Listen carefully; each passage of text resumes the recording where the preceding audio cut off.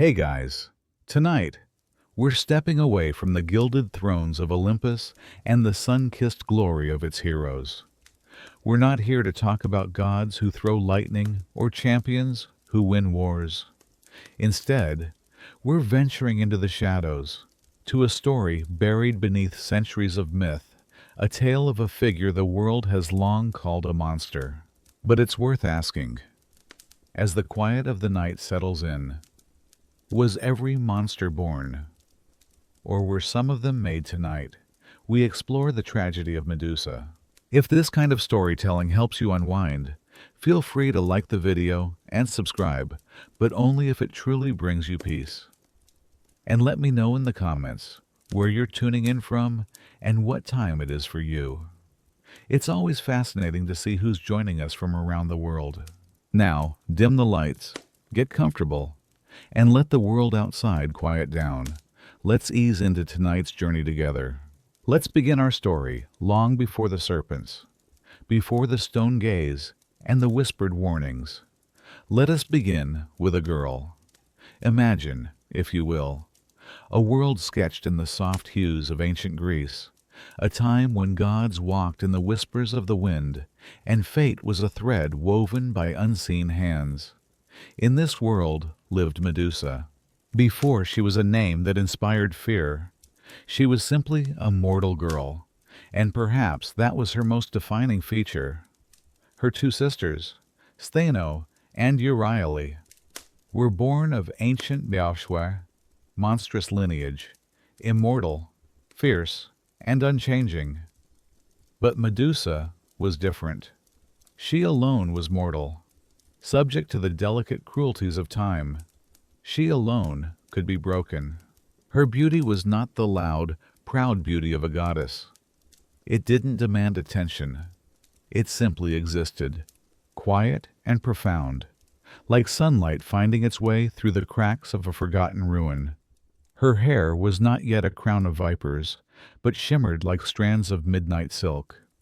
Her eyes didn't hold a curse, but the calm, deep blue of the ocean just before a storm. But more than her beauty, she was defined by her devotion. Medusa wanted no part of the world of men or the games of gods. She chose a life of sacred service, dedicating herself to Athena, the virgin goddess of wisdom and restraint. In the cool marble halls of Athena's temple, she found not a duty, but a purpose. Here, she was not just a beautiful face, but a soul seeking sanctuary, a priestess who believed that piety was its own reward. She swept the floors, lit the incense, and felt a sense of peace in the orderly, predictable silence of the sacred space. This temple was her world, and Athena, her protector, or so she believed. This was her sanctuary, high on cliffs that overlooked the endless blue of the Aegean. Athena's temple was a bastion of order in a world of chaos, and within its walls, Medusa's life was a quiet hymn of devotion. Her days were measured not by the rising and setting of the sun, but by the steady rhythm of sacred duties. She would wake long before dawn, her bare feet silent on the cold marble floors, and her first act would be to tend to the temple's sacred flame. This life of service was a choice. In a world where women were often defined by their fathers or husbands, Medusa found a different kind of freedom. She took a vow of chastity, a promise of purity made not out of fear, but out of reverence. To her, this vow was not a loss, but an alignment with the goddess she so admired. Athena was a warrior, a thinker, a strategist, a deity who stood independent, untouched by the messy entanglements of desire that so often brought ruin to gods and mortals alike. In her service, Medusa sought a reflection of that strength. Her purity was her shield, her devotion, her armor. Imagine her moving through the echoing halls, the air thick with the scent of burning incense and myrrh. She would trace the carvings on the walls, stories of Athena's wisdom in battle and her gifts to humanity. She would polish the ceremonial vessels until they gleamed, her own reflection a soft blur in the polished bronze. Her prayers were not loud pleas for favor, but silent conversations, whispers of gratitude offered in the quiet moments between her tasks. She felt safe here, insulated from the world by stone walls and sacred law.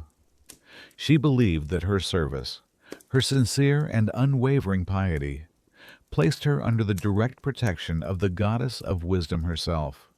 The vow was a pact, her loyalty in exchange for divine guardianship. It was a simple, sacred contract that formed the bedrock of her existence. She had given her life to Athena, trusting that such a gift would be honored, that such devotion would never, ever be betrayed. But in the world of gods and mortals, no sanctuary is ever truly sealed. Devotion can be admired, but beauty is a currency, whether one wishes to spend it or not. And Medusa's beauty, though she hid it behind humble robes and a veil of piety, could not go unnoticed forever. Word of her began to spread, carried on the lips of worshippers who left Athena's temple with her image burned into their minds. They spoke of the priestess, whose grace rivaled that of the goddess she served. Sailors whispered tales of her in distant ports, and merchants carried her description to foreign lands. The stories painted her not as a woman, but as a living work of art, a treasure hidden away in a clifftop temple. For Medusa, this growing fame was not a gift, but a violation. It was a worldly noise that intruded upon the sacred silence of her life. The gazes of men lingered too long, their prayers sometimes directed not at the towering statue of Athena, but at the mortal girl who knelt before it, her beauty. Something she had never asked for and had never used was becoming a public spectacle. It was a curse taking root, and it drew a different kind of notice. A notice from a power far beyond the world of mortals. From the churning, chaotic depths of the sea, a god took interest. This was not a god of wisdom or order. This was Poseidon, lord of the sea, a deity of immense power, boundless pride, and insatiable appetites. From his coral throne, he heard the stories of the untouchable priestess, and the concept of something beautiful and forbidden only fueled his desire. He was a god of storms and impulse, a being who took what he wanted. He cared little for vows of purity, and even less for the sacred boundaries of another god's domain. As his gaze turned toward her temple, the protective walls of stone and faith began to feel terribly fragile. Medusa did not know it yet, but her quiet life was ending. The world was coming for her, and it wore the face of a god. Far beneath the crashing waves, in a palace made of coral and pearl, Poseidon's thoughts began to turn. He was a god of vast and restless energy, his moods shifting like the tides. One moment, he could be generous, guiding sailors home through calm waters. The next, he could summon earthquakes with a flick of his trident, his temper as vast and unpredictable as the ocean itself. He was, by his very nature, a being of immense and unchecked power, accustomed to taking whatever he wished. And now he wished for Medusa. It was not love that stirred in his divine heart. Gods like Poseidon rarely dealt in such gentle emotions. It was possession. It was conquest. To him, Medusa was a treasure, made all the more desirable by the fact that she belonged to another. She was a pearl locked inside the pristine, orderly shell of Athena's temple, and he was the relentless tide that would pry it open.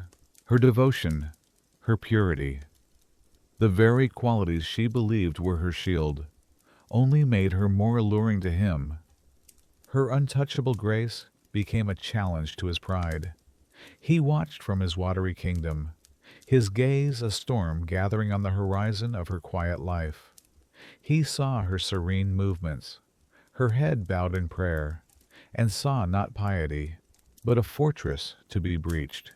The more she dedicated herself to Athena, the goddess of reason and restraint, the more Poseidon, a god of primal impulse, felt a need to prove that no vow could stand against his will.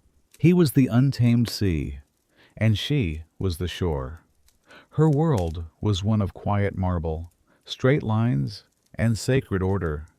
His was a realm of churning chaos, of beautiful and terrifying creatures, of a power that respected no boundaries.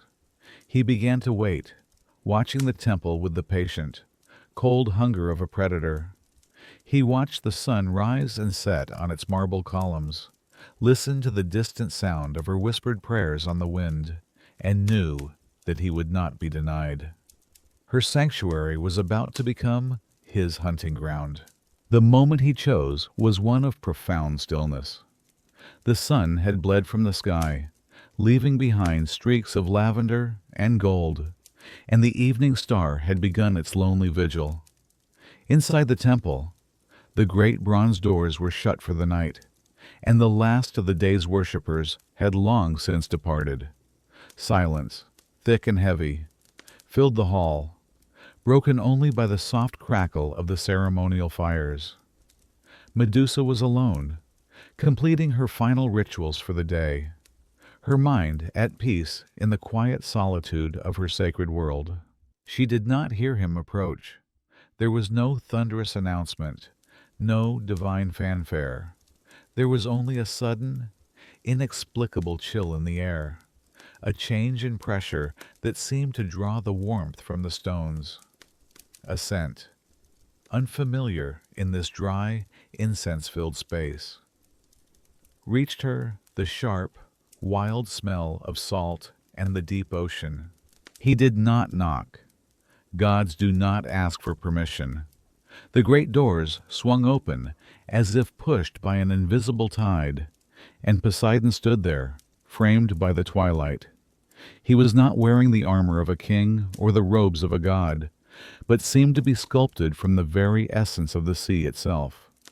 His hair was tangled with kelp, his skin glistened with moisture, and his eyes held the depth and power of a storm. He left his trident behind, but the aura of his immense, volatile power filled the room, a presence so overwhelming it felt like the temple itself was holding its breath. As he stepped across the threshold, water pooled at his feet, leaving a dark trail of seawater that stained the pristine white marble floor. Each step was a desecration, a mark of the wild ocean intruding upon this hallowed ground. He walked not as a guest, but as a conqueror, claiming new territory. The sacred order of Athena's temple, with its logic, its purity, and its restraint, was being invaded by its opposite, the raw, chaotic, and untamable will of the sea. Medusa looked up from her prayers, her heart seizing not with reverence, but with a primal, sickening dread. The sanctuary was no longer safe. The monster was not at the door. He had just walked through it. For a long moment, Medusa was frozen, a deer caught in the unblinking gaze of a predator. Her mind, so accustomed to peace and prayer, struggled to comprehend the scene before her. This was a god, yes, but he did not carry the light of Olympus. He carried the deep, suffocating pressure of the abyss. Her first instinct, born from years of devotion, was to turn to her goddess. She fell to her knees, not in worship to the sea god, but in desperate supplication to the towering statue of Athena that stood at the far end of the hall. She squeezed her eyes shut, as if to block out the terrifying figure approaching her. And she prayed. It was not the calm, measured prayer she offered every morning. This was a frantic, soul-tearing cry for help. A raw, silent scream sent from her heart directly to the goddess she had served with every fiber of her being. She pleaded for protection. She reminded Athena of her vows, of her years of faithful service. of the sanctity of this very ground. This was Athena's house, her sanctuary, her domain. Surely, she would not allow it to be so brazenly defiled. Surely, she would not abandon the priestess who had given up everything to honor her. Medusa listened, her heart hammering against her ribs, waiting for a sign, a voice, a flash of light, a divine intervention. But the only answer was a profound and terrifying silence. The temple remained still. The sacred fires continued to crackle, indifferent to her plight. The cold, stone face of the goddess above her offered no comfort, no recognition. Her prayer vanished into the high, vaulted ceilings, echoing back at her, unanswered. In that moment, the foundation of her world cracked. The pact was broken. Faith was a lie. There was no one coming to save her. Panic, cold and sharp, finally broke through her shock. Realizing she was utterly alone, she scrambled to her feet. The temple, once her refuge, was now a trap. She ran. Her bare feet slapped against the wet marble, slipping on the trail of seawater left by the god. She darted between the massive columns that had once felt like protective arms, but now seemed like the bars of a cage. She was a mortal, small and breakable, trying to outrun the inevitable tide. And behind her, Poseidon followed, his steps unhurried, his victory already assured. Her desperate flight was short-lived. The cool marble offered no purchase, the towering columns no hiding place. Poseidon, with the unyielding force of a tidal wave, cornered her. He caught her not in some dark alley or forgotten grove, but in the most sacred space of the temple, directly at the feet of the colossal, unseeing statue of the very goddess she had devoted her life to. There, under the cold, indifferent gaze of his niece, Athena, the god of the sea committed his final, unforgivable act of desecration. It was not a seduction. There was no whisper of charm, no pretense of love. It was a violation, brutal and absolute. It was an act of power, a god demonstrating that mortal vows and even the sacred boundaries of another deity meant nothing before his will. The air, once filled with the scent of incense, was now thick with the salt of the sea and the metallic taste of terror. The silence that followed was heavier and more profound than any that had come before it. When it was over, Poseidon vanished as quickly as he had appeared, leaving nothing behind but a broken girl on a desecrated floor, the echoes of her faith shattering around her like broken glass. Medusa curled into herself, a small, trembling figure in the vast, empty hall, waiting for a justice that would never come. In time, Athena returned. She descended from Olympus, her presence filling the temple with a sharp, clear light that seemed to cut through the shadows. She saw the seawater staining her marble floors, smelled the wild ocean scent lingering in the sacred air, and saw her priestess, huddled and weeping beneath her own statue. And in that moment, the goddess of wisdom felt a surge of absolute fury. But her anger, like a misaimed spear, did not fly toward the true culprit. She did not turn her gaze to the seas to challenge Poseidon, her powerful uncle, a fellow god of Olympus. To do so would be to start a conflict, to challenge the established order, to admit her sanctuary could be so easily breached by one of her peers. Instead, her divine wrath, cold and terrible, settled upon the only other person in the room, the victim. To Athena, what happened was not just a crime, but an insult. Her temple, her bastion of virgin purity and intellectual strength, had been shamed, and in her prideful eyes, Medusa was not the victim of the crime, but the source of the stain. She saw not a broken devotee who needed comfort, but a vessel of contamination, a living reminder of her temple's defilement. The goddess stepped down from her pedestal, her face a mask of cold judgment, her eyes burning with a light that offered no warmth, no pity, and no mercy. Medusa looked up, her eyes filled with tears, hoping to finally see the face of her protector. She expected, at the very least, a flicker of divine empathy, but the face that looked down upon her was not that of a guardian. It was the face of an executioner. Athena blamed Medusa for what had happened. Perhaps she reasoned that Medusa's beauty had invited the attention, that her presence had somehow tempted the sea god, that she had, by her very existence, allowed this shame to enter the hallowed halls. It was the cruel logic of power protecting itself. It was easier to punish the powerless mortal than to confront the powerful god. Medusa was a convenient scapegoat, a place for Athena to pour her rage without consequence. "You have brought this shame into my house," the goddess's voice echoed, cold and sharp as splintered ice. "You have let this sacred space be tainted." The injustice of it was staggering. Medusa tried to speak, to explain, but her voice was lost in sobs. How could she be blamed for the actions of a god? How could her devotion be repaid with such cold condemnation? But her pleas were meaningless. Athena had already passed judgment. The punishment would not be swift or clean. It would be a lesson. It would be a living, breathing warning to any who might, by their very nature, bring chaos into her orderly world. The punishment would be symbolic, eternal, and utterly devoid of compassion. With a single deliberate gesture, Athena reached down and touched Medusa's forehead. The transformation was not instantaneous. It was a slow, agonizing unraveling of her very being. The first thing to go was her hair.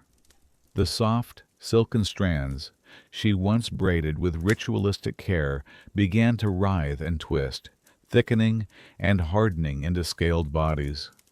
They hissed and coiled around her face, each lock of hair becoming a venomous viper, a crown of living torment. A chilling cold seeped into her skin, chasing away the warmth of her mortal blood. Her flesh grew pale and hard, losing its softness, but the cruelest change was reserved for her eyes. The eyes that had once held the calm blue of the ocean were now filled with a sickly, glowing power. They became a weapon, a curse. Anyone who met her gaze, even for a fleeting second, would feel their muscles lock, their blood turn to dust, and their body harden into lifeless stone.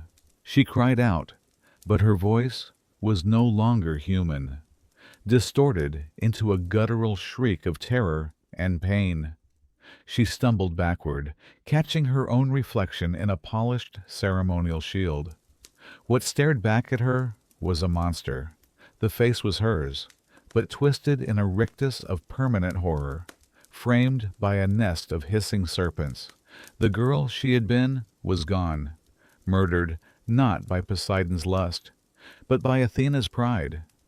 In her place stood a Gorgon, a creature of myth, a being made to be feared and hated. This punishment was a masterwork of cruelty, for it was not designed simply to make her monstrous, but to make her utterly and eternally alone. Her new form was a prison without walls. The very gaze that could protect her from any physical threat also ensured she could never again know the comfort of another living being. She could never look upon a friendly face without turning it to stone. She could never meet the eyes of a loved one. Had any been left for her, she could never seek comfort or offer it in return. Even a passing bird that accidentally met her gaze would freeze mid-flight and drop from the sky like a rock.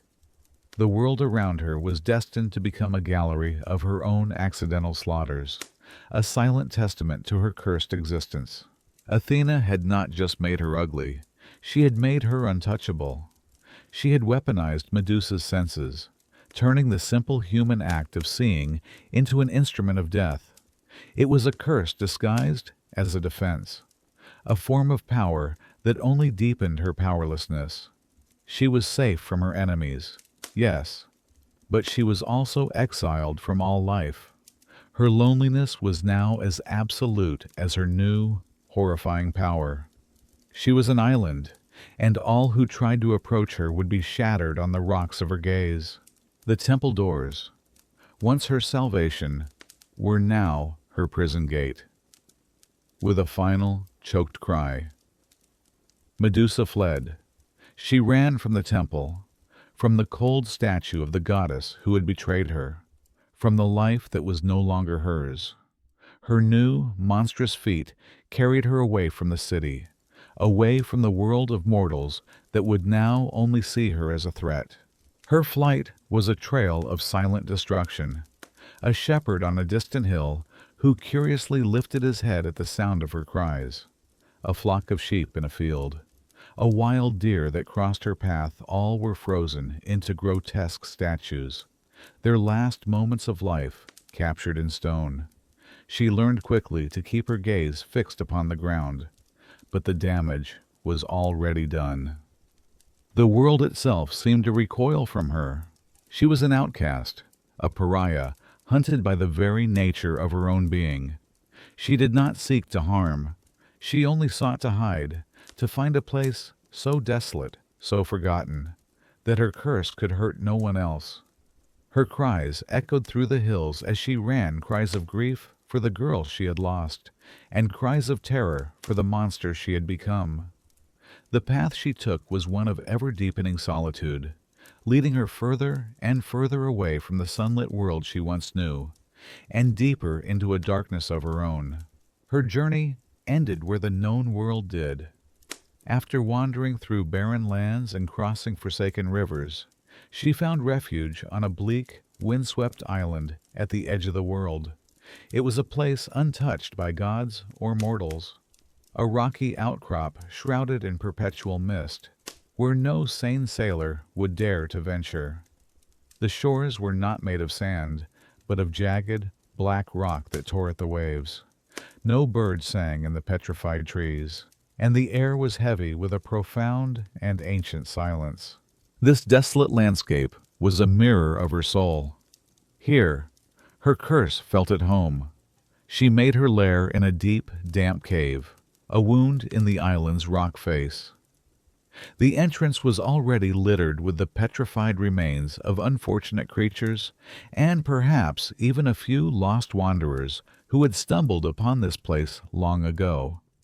These statues of eternal terror became her only companions. She built no shelter, for what use was a roof when the sky offered no comfort? She hunted no food, for what hunger could match the emptiness inside her? This was not a life. It was an existence, a long, slow waiting, here, in the gloom of her cave, surrounded by the silent screams of her accidental victims. Medusa began her second life, no longer a priestess, no longer a girl. She was simply the lone inhabitant of a dead island, a forgotten nightmare at the end of the earth, waiting for the day the world would remember her and send a hero to finish what the gods had started. Time lost its meaning in the perpetual twilight of the cave. Days bled into nights, seasons passed unmarked. Medusa's only companions were the stone figures that populated her lonely world. They were a silent audience to her grief. Their faces frozen in the last moment of terror she had unwillingly bestowed upon them. In her profound solitude, she began to know them. She gave them names, imagined their lives, and spoke to them in whispers that were absorbed by the damp stone walls. She no longer wept. The girl who cried had died on the temple floor. In her place was something harder, something more enduring, to fight against the encroaching madness of utter isolation, and to hold on to the fading memory of who she once was. She began to carve into the walls of her cave. Using a sharp rock, she etched the images that haunted her dreams, the face of her mother, the pillars of the temple she once served, the patterns on the ceremonial robes she used to wear. It was a desperate act of remembrance, a way to prove to herself that she had existed before the curse.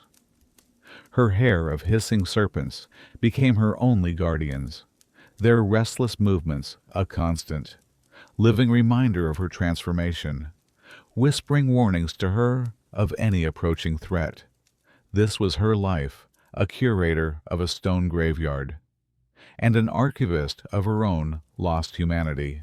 While Medusa lived in her forgotten corner of the world, her story began to take on a new life back in the realm of mortals. It traveled from mouth to mouth, changing with each telling, like a message distorted down a long line. The truth of her tragedy was too complex, too uncomfortable. It was easier to tell a different story.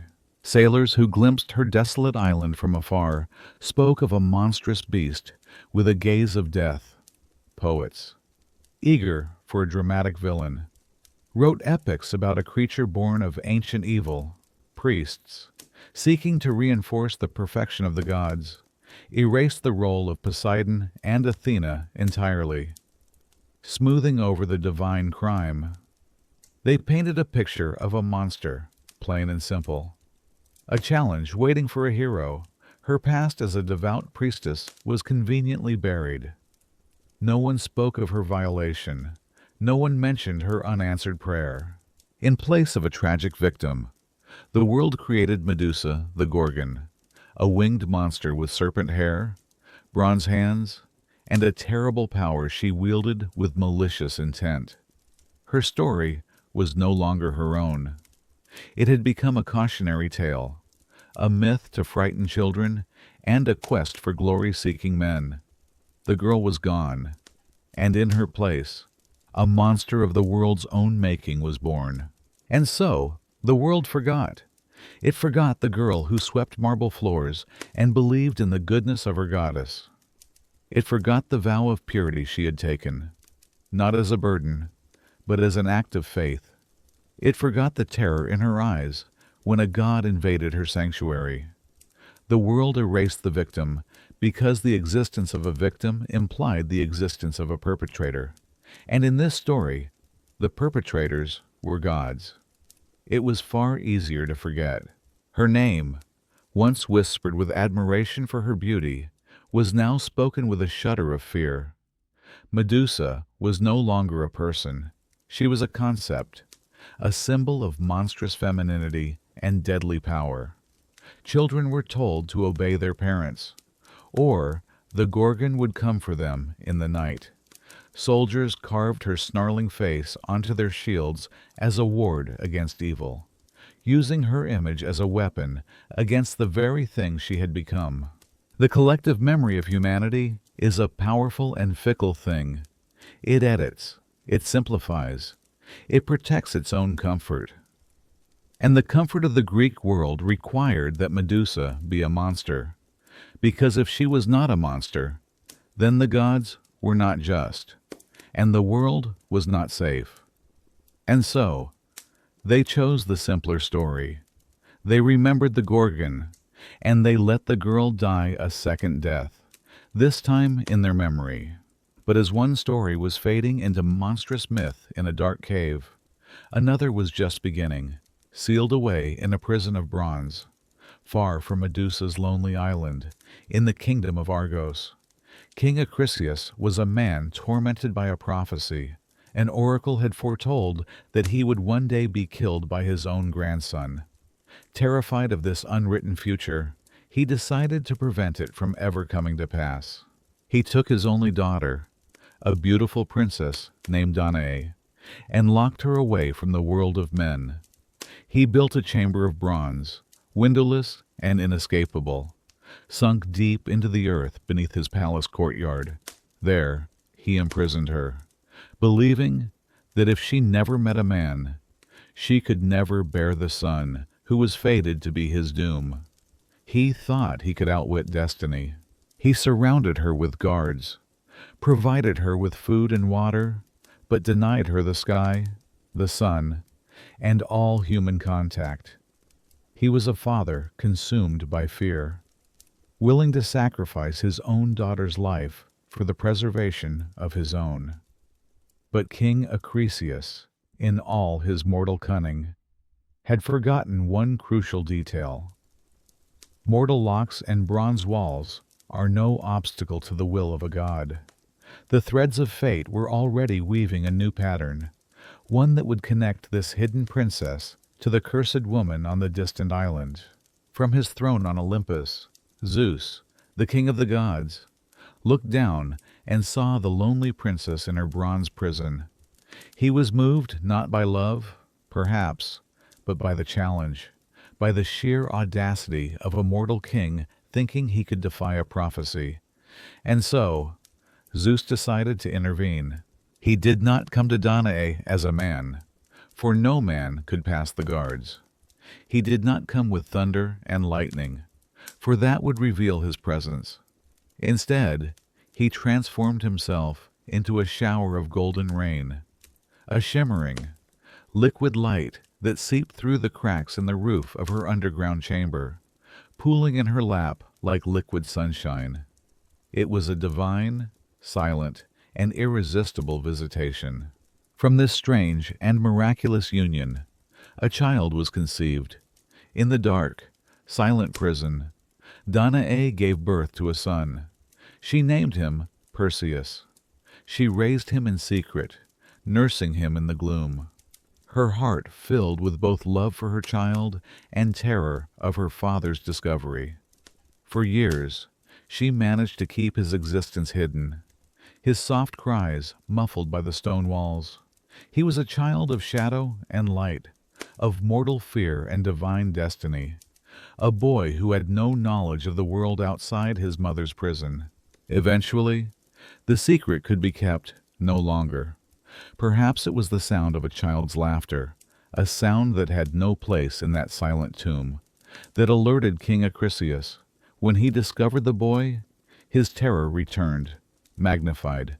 The prophecy was alive, breathing in his own dungeon. He dared not directly kill the child, for he suspected divine parentage and feared the wrath of the gods.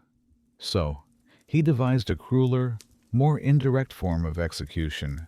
He commanded that a large wooden chest be built. Then, he forced his daughter Danae and the young Perseus inside, sealing the lid shut over their heads. The chest was taken to the cliffs and cast into the churning sea. A quiet, cowardly execution disguised as an offering to the waves. Inside the pitch-black confines of the chest, tossed violently by the currents, Danae held her son close, praying not to the gods who had abandoned her, but to the slim chance of survival. But the sea is the domain of Poseidon, and perhaps, in a moment of twisted irony or divine memory, the god who had caused one tragedy now unwittingly prevented another. The sea did not swallow the chest. It carried them, a fragile vessel of hope, across the waves, eventually washing them ashore on the island of Seriphos, where they were found by a kind fisherman who took them in. They were alive, but their ordeal was far from over. Years passed on the island of Seriphos. Perseus grew from a boy into a strong, clever, and proud young man, fiercely protective of his mother. But their peaceful, hidden life was once again threatened by the desires of a king. The ruler of the island, Polydectes, became obsessed with Danae and wished to marry her. Perseus, now a man, stood in his way, a guardian his mother did not have before. Polydectes, cunning and cruel, devised a plan to remove the obstacle. He announced a grand feast and declared that every guest must bring him a noble gift, preferably a horse. This was a trap designed to shame Perseus, who was poor and owned nothing of value.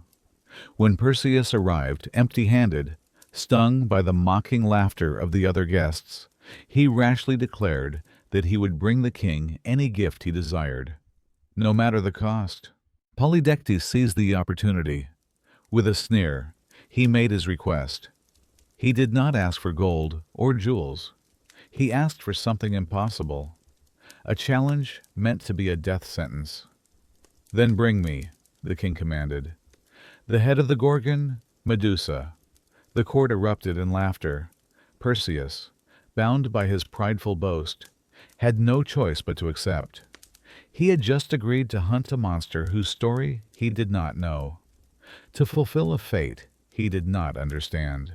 The moment Perseus accepted the impossible quest, he drew the attention of the gods who had, until now, remained silent spectators. His divine parentage made him a player in their games, a pawn with potential. Two deities, in particular, decided to intervene: Hermes, the messenger god, and Athena, the very goddess whose judgment had created Medusa in the first place. They came to Perseus in dreams and whispers, offering guidance. Their motives, however, were layered and complex. Hermes, the guide of travelers, was perhaps drawn to the sheer audacity of the quest. But Athena's interest was far more personal. Medusa was a living, breathing testament to Athena's own cruel and prideful judgment. Perhaps the goddess felt a sliver of guilt, or, more likely, she saw in Perseus a tool, an opportunity to erase the evidence of her past injustice, to silence the hissing specter of her own fallibility. By helping Perseus kill Medusa, she would not be rectifying her mistake. She would be burying it. She would guide this young hero, not for his sake, but for hers. She would arm him, direct him, and ensure his success. All to bring a final, bloody end to a story she had started long ago in her desecrated temple. The hero thought he was fighting for his honor. In truth, he was acting as the final instrument of a goddess's shame. Perseus's quest could not begin with a simple sea voyage. Medusa's island was hidden from the world, its location a secret known only to the most ancient and strange of beings. Following Athena's guidance, Perseus first had to seek out the the Grey Sisters. They were three ancient crones, sisters to the Gorgons, who lived in a land of perpetual twilight at the edge of the world.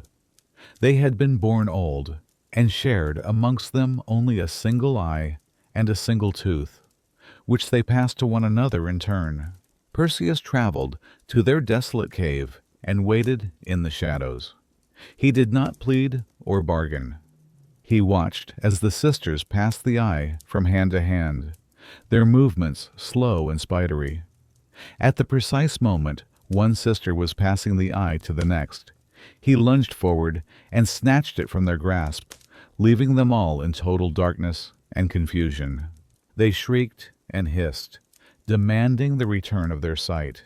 Perseus, holding their only vision hostage, made his demand clear: "Tell me the location of your sister, Medusa, or you will remain blind forever." Trapped and helpless, the Graeae had no choice. They spoke of the cursed island, giving him directions past treacherous seas and crags that tore ships apart. Having gained the knowledge he sought, Perseus returned their eye and left them to their shadowy existence, one step closer to his fateful encounter. With the path to Medusa now known, the gods provided Perseus with the tools he would need to survive the encounter. These were not ordinary weapons, but divine artifacts, each with a specific and crucial purpose. Hermes gifted him a pair of winged sandals, which would allow him to fly through the air with incredible speed, crossing vast oceans and landscapes in mere moments. Athena provided two gifts. The first was a sword of adamantine, a divine metal so strong it could cut through any substance, even the tough, scaled skin of a Gorgon. The second, and most important, was a bronze shield, polished to a mirror's finish. She gave him a stark warning: never look at Medusa directly. She commanded, "Use the reflection in the shield to see her, or you will join the stone statues that litter her shore." Finally, he was given the cap of Hades, a mythical helmet that would render its wearer completely invisible, fully armed with gifts from the gods, flight, invisibility, a blade that could not be stopped, and a shield that would protect him from the fatal gaze. Perseus was ready. He was no longer just a proud boy, but a champion of Olympus, equipped to hunt and kill the monster they had created. He set off, flying across the sea, unaware that his greatest weapon was not the sword, but the story the gods had told him. With the divine gifts secured, Perseus took to the skies. The winged sandals carried him effortlessly over the vast, sparkling expanse of the sea. Below him, the world of mortals looked like a painted map, cities bustling with life, ships like tiny splinters on the water, and green fields stretching to the horizon. But as he flew further, following the arcane directions of the Graeae, the world began to change. The water below turned from a vibrant blue to a deep, menacing gray. The islands he passed were no longer lush and green, but barren and rocky. The winds grew colder, howling around him, not with the simple force of weather, but with a sound that seemed like a warning. It was as if the world itself was trying to turn him back, to keep him from the place that both gods and nature had abandoned. He flew on, his heart a steady drum of anticipation and youthful pride. He was a hero on a hero's quest, armed by the gods, destined for glory. He did not yet know that he was flying toward a truth far more complicated than the simple tale of a monster he had been told, and that the silence waiting for him was heavier than any storm. When he finally saw the island, it was a dark smudge on the horizon, shrouded in a mist that the sun could not pierce. As he descended, the true horror of the place revealed itself. The shores were a silent, ghastly gallery of Medusa's power. There were hundreds of statues, scattered across the black rocks and barren cliffs like a defeated army. These were the heroes who had come before him, warriors in full armor, their swords half drawn, their faces twisted into masks of shocking, instantaneous terror. He saw men who looked not just frightened, but utterly surprised, as if in their final second of life, they had realized the monster they came to slay was not what they expected. He stepped carefully over stone limbs and shattered shields, his own mirrored shield held tightly before him, his gaze averted. The silence was absolute. No birds, no insects, only the soft whisper of the wind moving through a forest of petrified men. This was not a lair.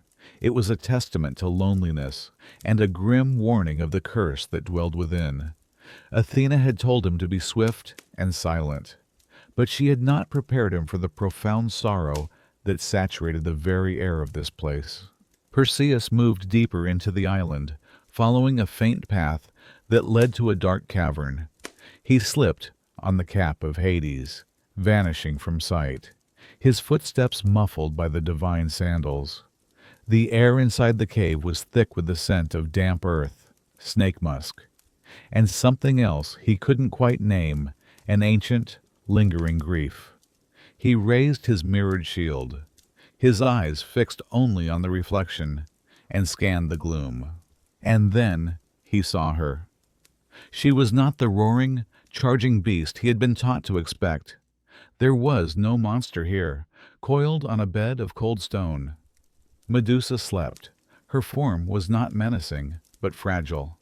Her arms were curled around herself as if for comfort, like a lonely child in the dark. In the dim, reflected light of the shield, her face was visible, and it was a face of tragic, sleeping peace. The serpents in her hair were still, resting in a tangled, dormant mass. She looked not like a threat, but like someone who had been utterly and completely abandoned by the world, and had finally found a moment's respite in slumber. Seeing her like this, so vulnerable and so profoundly alone, Perseus hesitated. His hand tightened on the hilt of his adamantine sword, but for a long moment he did not move. This was the terror of the Gorgon. This was the monster whose name was a curse upon the land. The sleeping figure in the reflection before him did not match the snarling demon of the legends. A conflict churned within him. He was a hero on a divine mission, tasked with ridding the world of a menace. But his own eyes, though shielded by reflection, were showing him a different story.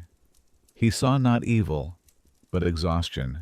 He saw not rage, but a deep, settled sorrow etched into her features even in sleep. The gods had armed him to kill a monster. But what if they had sent him to kill a victim? The thought was a sharp, uncomfortable splinter in his mind. For the first time, he questioned his quest, his purpose, and the righteousness of the gods who had sent him, but the hesitation was fleeting. He thought of his mother, a captive to the whims of King Polydectes. He thought of the king's mocking voice and the public shame he had endured. His duty, his honor, his promise, they all came rushing back, eclipsing the brief, troubling flicker of doubt. He steeled his resolve. This was his fate, and hers. Keeping his eyes locked on the reflection in the shield, he stepped closer. A single serpent in her hair stirred, lifting its head as if sensing his presence. Medusa's eyelids fluttered, but before she could wake, before her cursed gaze could open to the world one last time, Perseus struck. The adamantine sword, a gift from a goddess, hissed through the damp air. It moved with a divine swiftness and certainty, a clean, cold arc of metal in the gloom. There was no struggle. There was no great battle to be sung about in epics.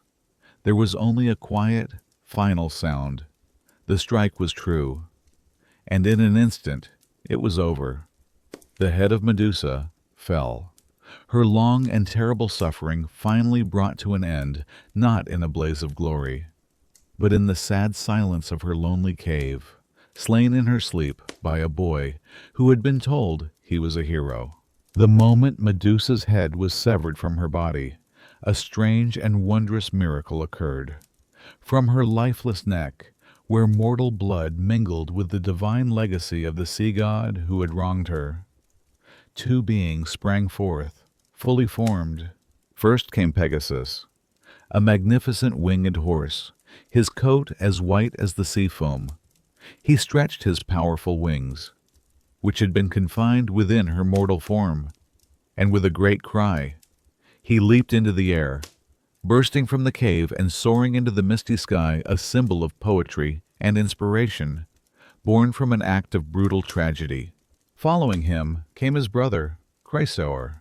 He was not a beast, but a giant of a man, born already clutching a golden sword in his hand.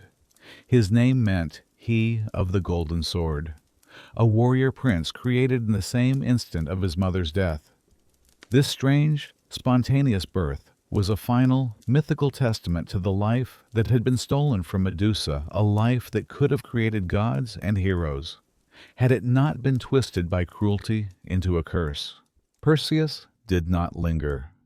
He quickly and carefully placed Medusa's head into the special satchel he had been given, one designed to contain its deadly power. The moment he did, the cave erupted in a sound of horrifying grief. Medusa's two immortal sisters, Stheno and Euryale, awakened by the death of their mortal sibling, flew into a rage. They shrieked and scrambled from the depths of the cave, their bronze hands and terrible wings ready to tear the intruder apart. Perseus, seeing them, immediately slipped on the cap of Hades and vanished. The Gorgon sisters could hear him. They could smell the mortal scent in the air, but they could not see him. He scrambled out of the cave as they thrashed about in blind fury, their cries of loss and rage echoing across the dead island. He took to the air, the winged sandals carrying him swiftly away, the invisible hero escaping with his grim trophy. But even inside the bag, The head felt strangely alive, a heavy, pulsing weight. Its snakes still writhing with a silent, contained energy. The flight back to Seriphos was different. Perseus was no longer just a boy on an impossible quest. He was a hero, a Gorgon slayer, a figure of legend. He carried with him one of the most powerful and dangerous weapons in the world. He flew beneath the stars, the weight of the satchel, a constant reminder of the sleeping face in the shield and the quiet finality of his sword. The songs would call him glorious. The people would call him a savior. The gods would call him their champion. But he would never forget the silence of that island, or the look of surprise frozen on the faces of the stone men who had come before him. He had succeeded in his mission. He had won his honor and secured his mother's freedom. He was returning not just with a trophy, but with a power that could humble kings and turn armies to stone. He was returning to deliver a cold and final justice, armed with the face of the woman he had been sent to kill. Perseus arrived in Seriphos to find that King Polydectes, believing him to be dead, had already moved to force his mother, Danae, into marriage. He strode into the palace hall, where the king was feasting with his courtiers, his face grim, his traveling cloak hiding the satchel at his side. Polydectes looked up, his face a mixture of shock and anger. Recovering quickly, he began to mock Perseus. "So, the boy returns with empty hands and tall tales. I presume," he sneered, the other men laughing along with him. Perseus did not waste words. "I have returned with the gift you requested," he said, his voice quiet but steady. He reached into his bag. "I would advise you all to look away." The king and his men only laughed louder, ridiculing him. With a heavy heart, Perseus pulled the head of Medusa from the satchel and held it high. For a single, fatal moment, Polydectes and his sycophants met the Gorgon's gaze. The laughter died in their throats. A wave of gray washed over them, their skin cracking like drying clay, their bodies hardening into stone. The cruel king was now nothing more than a statue, his final, done mocking sneer frozen on his face for eternity. In the silent hall, surrounded by the new stone statues, a profound and terrible irony settled. The head of Medusa, the very symbol of her suffering, the physical manifestation of the curse that had isolated and destroyed her, had now become a tool of justice. Her pain had been repurposed. Her tragedy was now a weapon in the hands of her killer. This would become the pattern of her legacy. The curse that was her punishment would be wielded by others for their own glory and their own ends. She was slain, but her power was too useful to be buried with her. Her trauma was objectified, turned into a convenient, all-powerful artifact for the hero to carry. Even in death, she was not allowed to rest. She was not remembered for the life she had lived, but for the power her death provided. The story of her violation and unjust punishment was complete, and its final chapter would be written by others, using her face as their ink. Having freed his mother and delivered a cold, stony justice to the tyrant Polydectes, Perseus might have felt his quest was complete. He had fulfilled his promise, defended his honor, and proven his divine lineage. The people of Seriphos now hailed him as a king, a savior. They offered him the throne Polydectes had so recently vacated, but the palace hall, now decorated with the silent, grim statues of the former king and his sycophants, felt less like a trophy room and more like a mausoleum. The silence within its walls was heavy, and the air was cold. Perseus found no comfort here. His work was done, but his journey was not over. A strange restlessness stirred within him, a sense that his destiny lay elsewhere, beyond the shores of this small island. He had restored his mother, to a life of peace. And with her blessing, he decided to return to his ancestral home of Argos, to rightfully claim his place as the heir of Acrisius. And so, once more, he took to the skies, the winged sandals beating a steady rhythm against the vast emptiness of the heavens. His mother was safe, his name was celebrated. But he was not at peace. The satchel containing Medusa's head was a constant, heavy presence at his side. It was more than just a weight.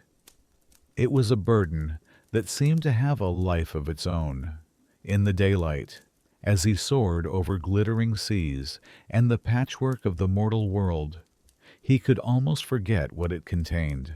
But at night, when he rested on some lonely mountaintop, or in a quiet, hidden grove, its presence was undeniable. The bag seemed to hum with a contained, sorrowful power. The snakes, he imagined, were still writhing within, their silent hisses weaving into his dreams. He began to dream of the cave. He dreamt of the sleeping face in the shield's reflection, a face that was not monstrous, but sorrowful. He dreamt of the final, quiet moment before his sword fell. He had been so certain of his righteousness then, so fueled by pride and a hero's purpose. But now, alone in the vast silence between heaven and earth, doubt returned like a persistent fog. Who had he truly slain? A monster, or a woman who had been transformed into one by the cruelty of others? The gods had called her a menace, but the silence on her island had spoken of a tragedy far deeper than he could comprehend. He was a hero, yes, but his heroism was built upon her end. His greatest weapon was the face of her eternal suffering.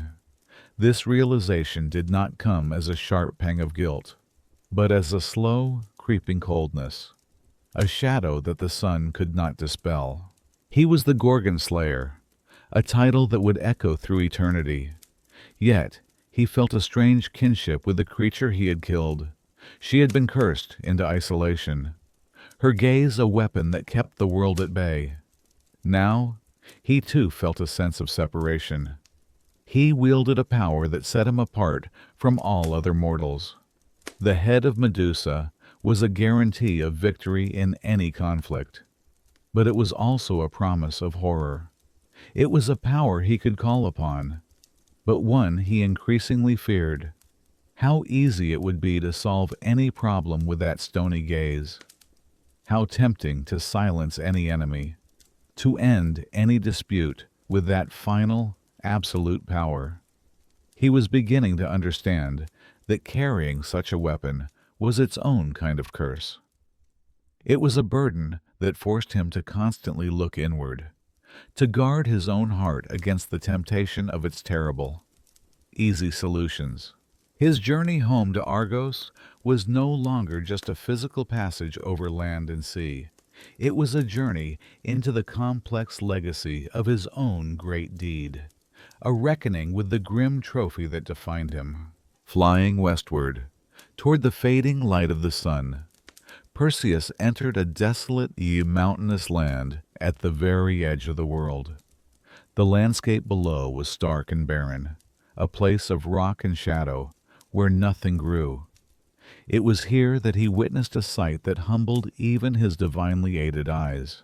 There, standing with his back bent against the crushing weight of the heavens, was the Titan Atlas. He was a figure of immense, almost incomprehensible scale. His skin the color of weathered rock, his muscles straining with an effort that had lasted for millennia. He was one of the old gods, condemned by Zeus after the Great War to hold the sky aloft forever, preventing it from crashing down upon the earth. His face, when he turned his gaze toward the approaching hero, was a mask of eternal weariness. His groan was the sound of mountains grinding together, the sound of an agony so ancient it had become a part of the landscape itself. Perseus, descending from the sky, landed softly before the Titan. He felt a profound sense of awe and pity for this being.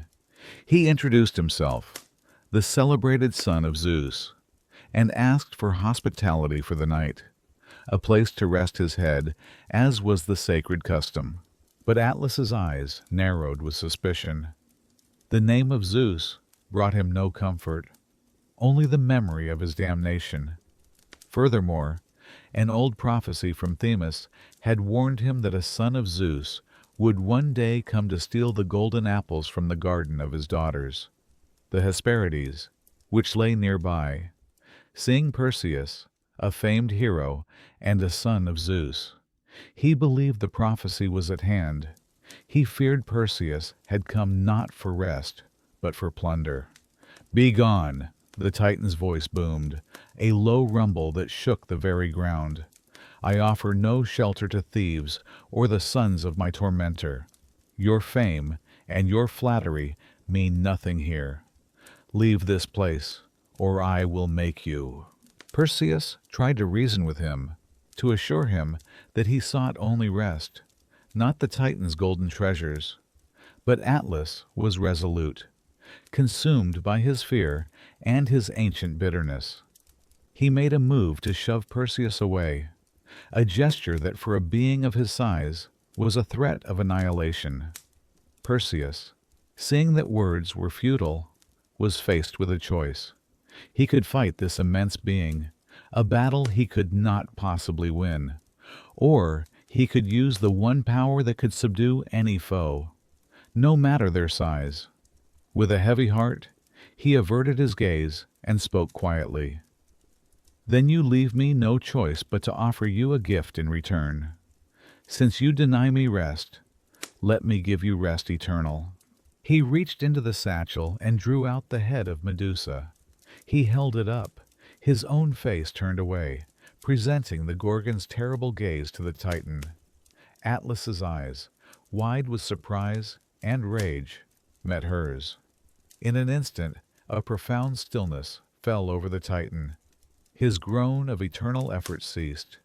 The straining muscles relaxed. A wave of gray washed over his colossal form. His great beard and hair transformed into forests. His shoulders and head became the mountain peaks, his massive bones the bedrock beneath. The Titan who had held up the sky was gone. In his place stood a vast mountain range, so tall that its peaks seemed to scrape the heavens, holding the sky aloft not through effort, but through its own immense, silent, and permanent existence. Perseus had ended the Titan's suffering, transforming his eternal punishment into a state of stony peace. It was an act of mercy, delivered by the most terrible of weapons. He put the head away, the silence around him now deeper than ever, and continued his journey under a sky that was now held up by a mountain range that bore the Titan's name. Journeying on from the newly formed Atlas Mountains, Perseus flew along the coastline of Ethiopia, a kingdom that lay under a dark and sorrowful shadow. As he soared above the cliffs, he heard a sound carried on the wind, a faint cry of despair. Curious, he descended and followed the sound to a rocky promontory overlooking the sea. There, he saw a sight of profound and tragic beauty. A young woman, a princess by her royal attire, was chained to a great black rock at the edge of the crashing waves. Her name was Andromeda, and her tears mixed with the salt spray that misted her face. Perseus landed beside her, his winged sandals silent on the stone. He asked her why she was there, chained and abandoned, weeping. She told him her story. It was a tale not of her own wrongdoing, but of her mother's hubris. Her mother, Queen Cassiopeia, was a woman of great beauty, and in a moment of reckless pride, she had boasted that she and her daughter were more beautiful than the Nereids, the divine nymphs of the sea. This boast was an unforgivable insult to the gods. The Nereids, enraged, complained to their protector, Poseidon, the very god whose actions had set Medusa's tragedy in motion. Poseidon, his pride easily wounded, unleashed his wrath upon the kingdom of Ethiopia. He sent a great flood to ravage the coastal lands, and with it he summoned a terrible sea monster from the depths of the abyss. The creature, known as Cetus, terrorized the kingdom, devouring livestock and people, dragging sailors from their ships, and leaving a trail of destruction in its wake. Desperate, Andromeda's father, King Cepheus, consulted the oracle of Ammon, who delivered a horrifying decree. The only way to appease Poseidon and save the kingdom was to sacrifice his only daughter, Andromeda, to the monster. And so she was chained to the rock, a guiltless offering to quell a god's anger, paying the price for her mother's vanity. As she finished her story, a great roaring sound echoed from the sea, and the water began to churn violently. The monster was coming. Perseus, moved by her beauty and her unjust fate, felt the hero's fire ignite within him. This was not a weary Titan or a sleeping Gorgon. This was an innocent in need of a champion. He turned to Andromeda's parents, the king and queen, who were watching from a nearby cliff, wailing in their grief. He made them a promise. "If I save her from the beast, will you give me her hand in marriage?" They agreed instantly and tearfully, promising him not only their daughter, but their entire kingdom as well. With the bargain struck, Perseus drew his adamantine sword, turned his gaze to the roiling sea, and prepared to face the beast from the abyss. The surface of the sea exploded upwards as Cetus emerged. It was a creature of primal nightmare, a being that seemed stitched together from the deepest fears of sailors.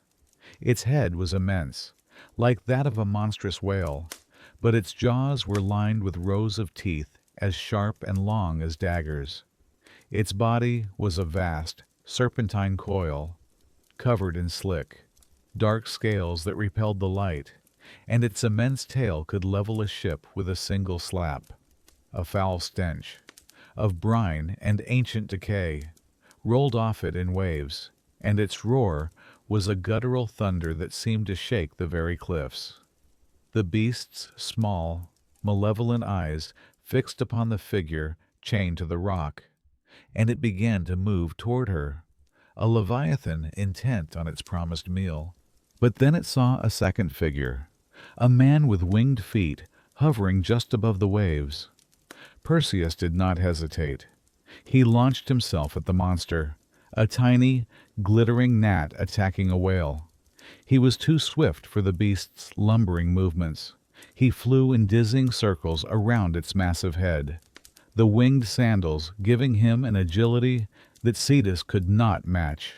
He swooped in, his adamantine sword flashing, and slashed at the creature's tough hide. But it was like striking a mountain. He drew blood, dark and oily, but the wounds were shallow, serving only to enrage the monster further. Cetus thrashed wildly, its tail sending colossal waves crashing against the rocks, threatening to drown Andromeda. It snapped its great jaws, narrowly missing Perseus as he darted away. The hero realized that his sword alone might not be enough to fell this colossal foe. The battle was a chaotic dance of sea and sky, of monstrous rage against heroic speed.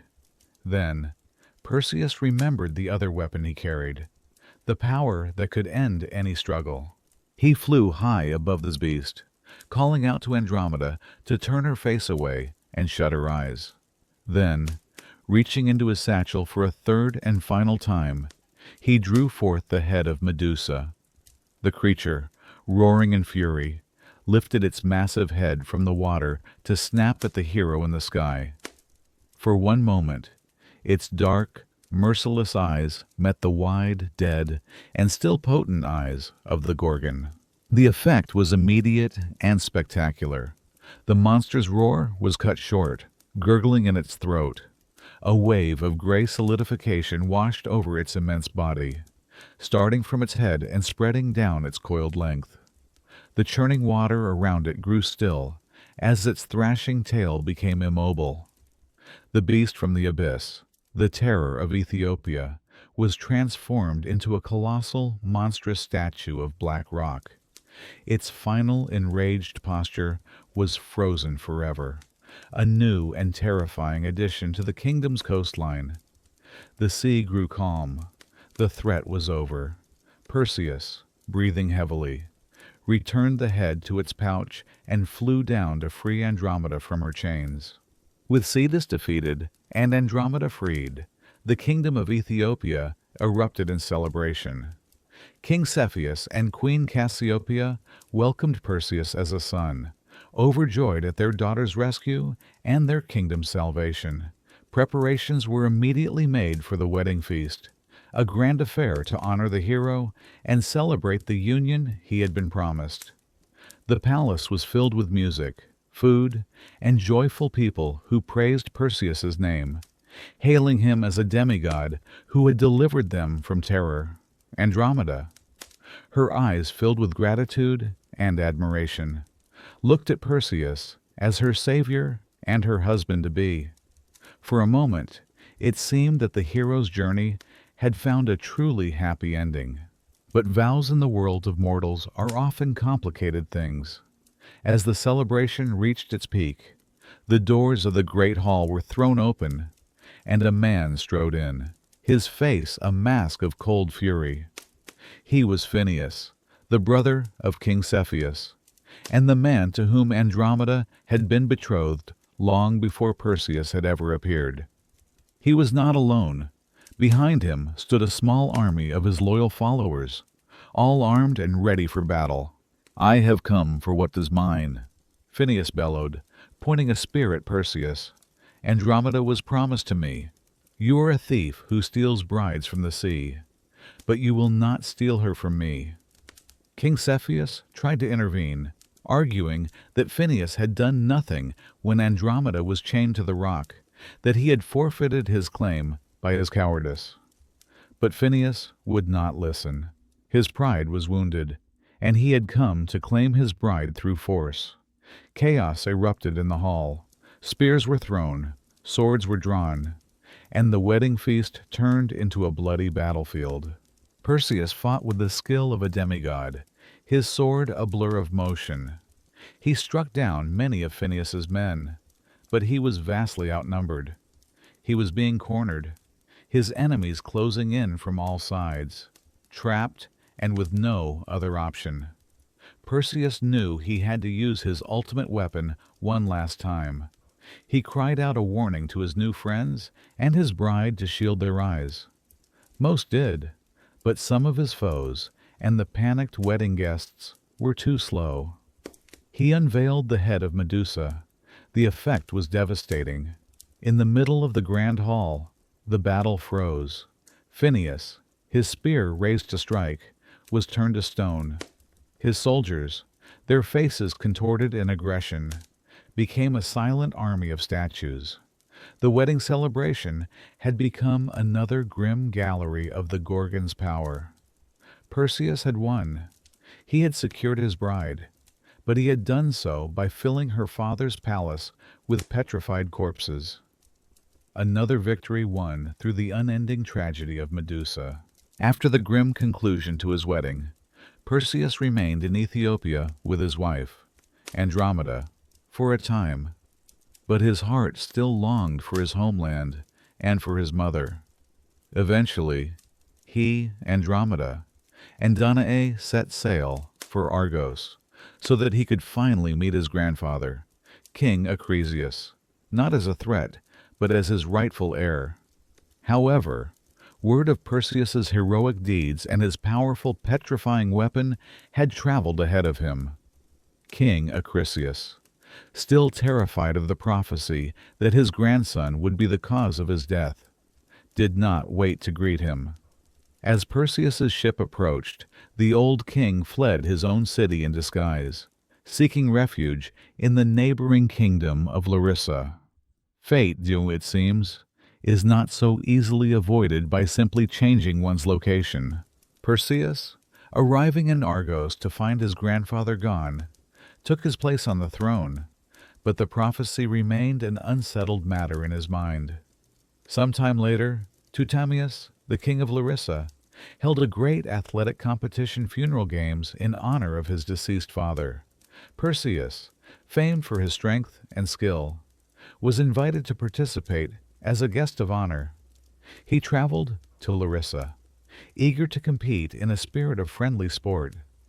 He had no idea that his fugitive grandfather, Acraeus, was also in Larissa, a hidden, anonymous spectator in the crowds that had gathered for the games. The day of the discus throw arrived. Perseus stepped into the circle, a picture of heroic power. He swung his arm, putting all his strength into the throw, and sent the heavy bronze discus flying through the air. But a sudden gust of wind, or perhaps the unseen hand of fate itself, caught the discus and sent it veering wildly off course. It flew into the stands, into the section where the spectators were gathered. A cry of pain and shock went up from the crowd.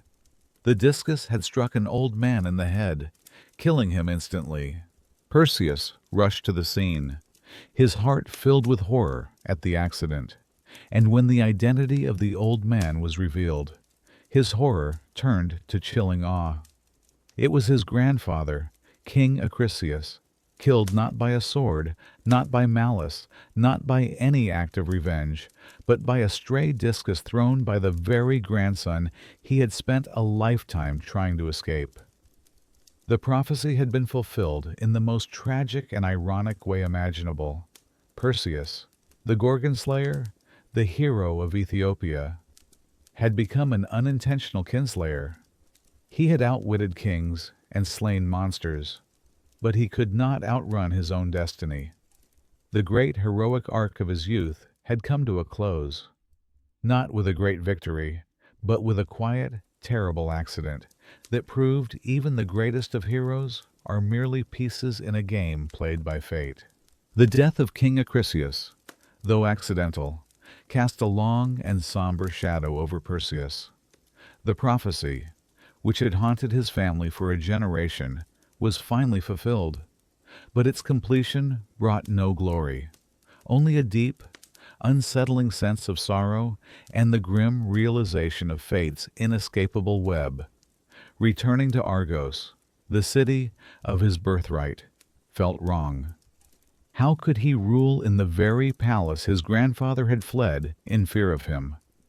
How could he sit on a throne that was now his not through noble succession, but through a tragic mishap, a stain of kinslaying, however unintentional?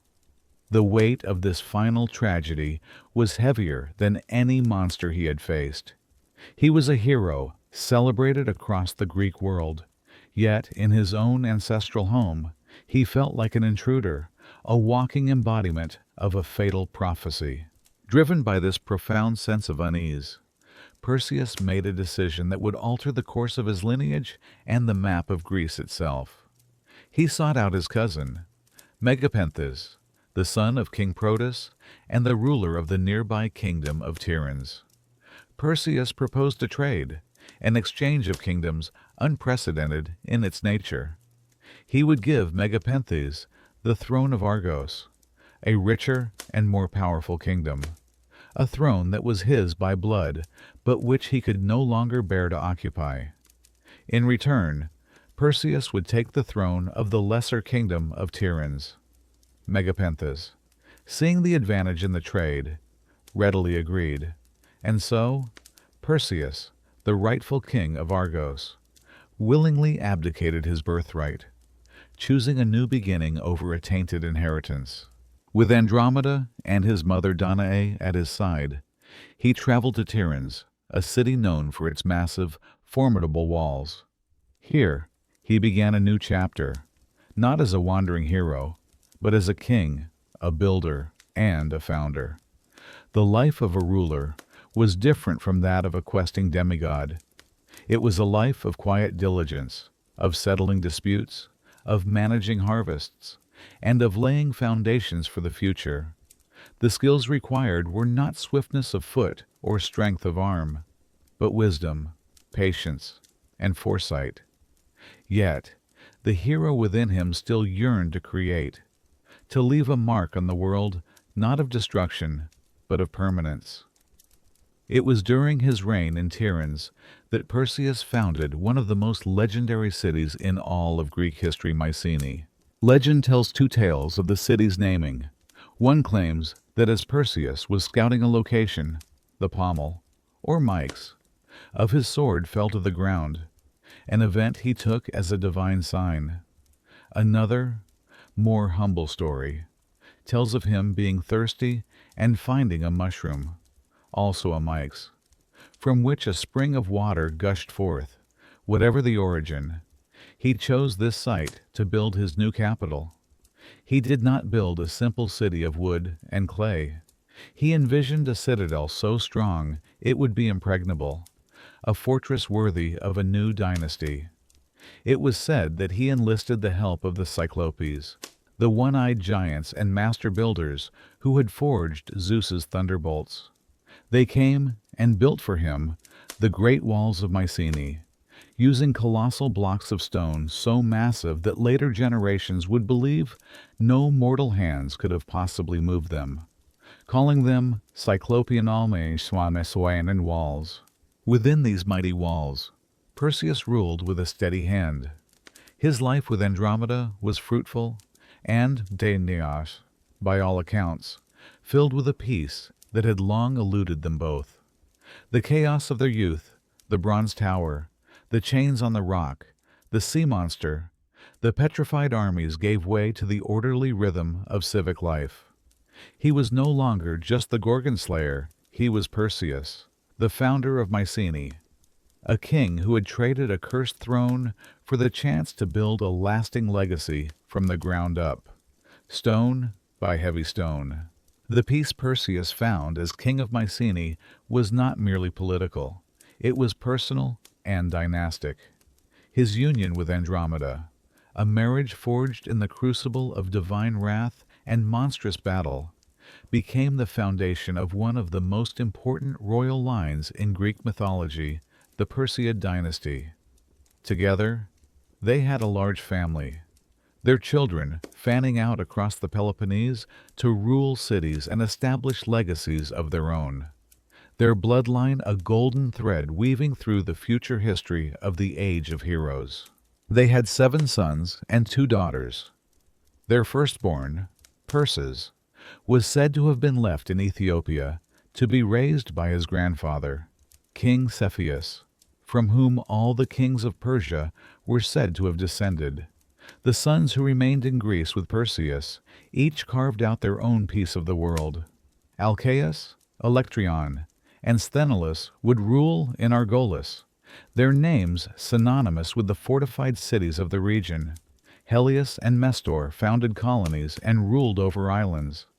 Their family tree was a map of power, a network of kings and princes all tracing their ancestry back to the hero who flew on winged sandals and the princess he rescued from the sea. Their daughter, Gorgophone, was given a name that was both a tribute and a terrible reminder of her father's most famous deed. It meant Gorgon Slayer. She grew to be a formidable figure in her own right, marrying kings of Messenia and Sparta, her own children continuing the family's reach and influence. But the most significant legacy of the Perseid dynasty was yet to come, and it would arrive through the line of their son, Electryon, the king of Mycenae after Perseus. The story of this lineage is, like all Greek myths, fraught with tragedy and conflict. Electryon had many sons, but they were all killed in a cattle raid by warring Taphians. His only surviving child was his daughter, the beautiful Alcmene. After a series of tragic events and family disputes, Alcmene was betrothed to her cousin, Amphitryon. However, on the very night before their wedding was to be consummated, a visitor came to her chambers. It was Zeus, the king of the gods, the same deity who had sired Perseus himself in a shower of gold. He appeared to Alcmene, disguised as her own husband-to-be. Amphitryon, returning victorious from battle. From this divine deception, a child was conceived, a boy who would be born with the strength of a god and the heart of a mortal, a child destined to surpass all other heroes in strength and fame. This child was Heracles, and so the great legacy of Perseus and Andromeda was sealed. They were not only the founders of a great city and a royal line, but they were the great-grandparents of the mightiest hero the Greek world would ever know. The blood of the Gorgon slayer, mixed with the blood of the Ethiopian princess, had flowed down through the generations to produce the man who would one day wrestle with death itself, a hero whose story would eclipse even that of his celebrated ancestor. The dynasty Perseus founded was not just one of kings. It was a dynasty of legends, culminating in the birth of a hero who would make Olympus itself tremble. The years passed. The great walls of Mycenae stood strong, a testament to a king's vision. The Perseid dynasty had taken firm root, its branches spreading across the land. The heroic age, with its quests and monsters and divine interventions, began to fade into the soft haze of memory. For Perseus, the man, the fire of his adventurous youth cooled into the steady, warm embers of a long and peaceful old age.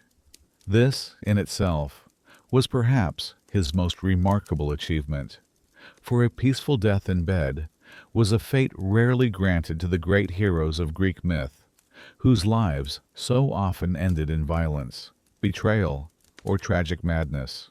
Perseus, the king, grew old. His hair, once the color of burnished bronze, turned the color of ash. The muscles that had battled sea monsters and held the weight of a grim trophy grew soft. He was no longer a man of action, but a man of stories. He would sit in the great hall of his palace, surrounded by his children and his grandchildren, and he would tell them the tales of his youth.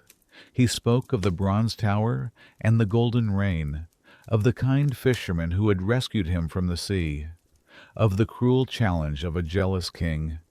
He spoke of his flight across the sea, of the strange, gray sisters who shared a single eye, and of the divine gifts that had aided him.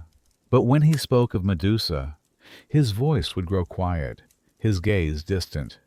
The story he told his grandchildren was likely the one the world knew, the tale of the terrible Gorgon monster.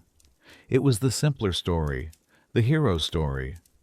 But perhaps, in the quiet of his own mind, he remembered the sleeping face in the shield. Perhaps he remembered his moment of hesitation, the flicker of doubt, the silent question that had risen in the gloom of her cave. The complexities of that memory, the moral weight of that act, were likely his own private burden, a story he never fully shared.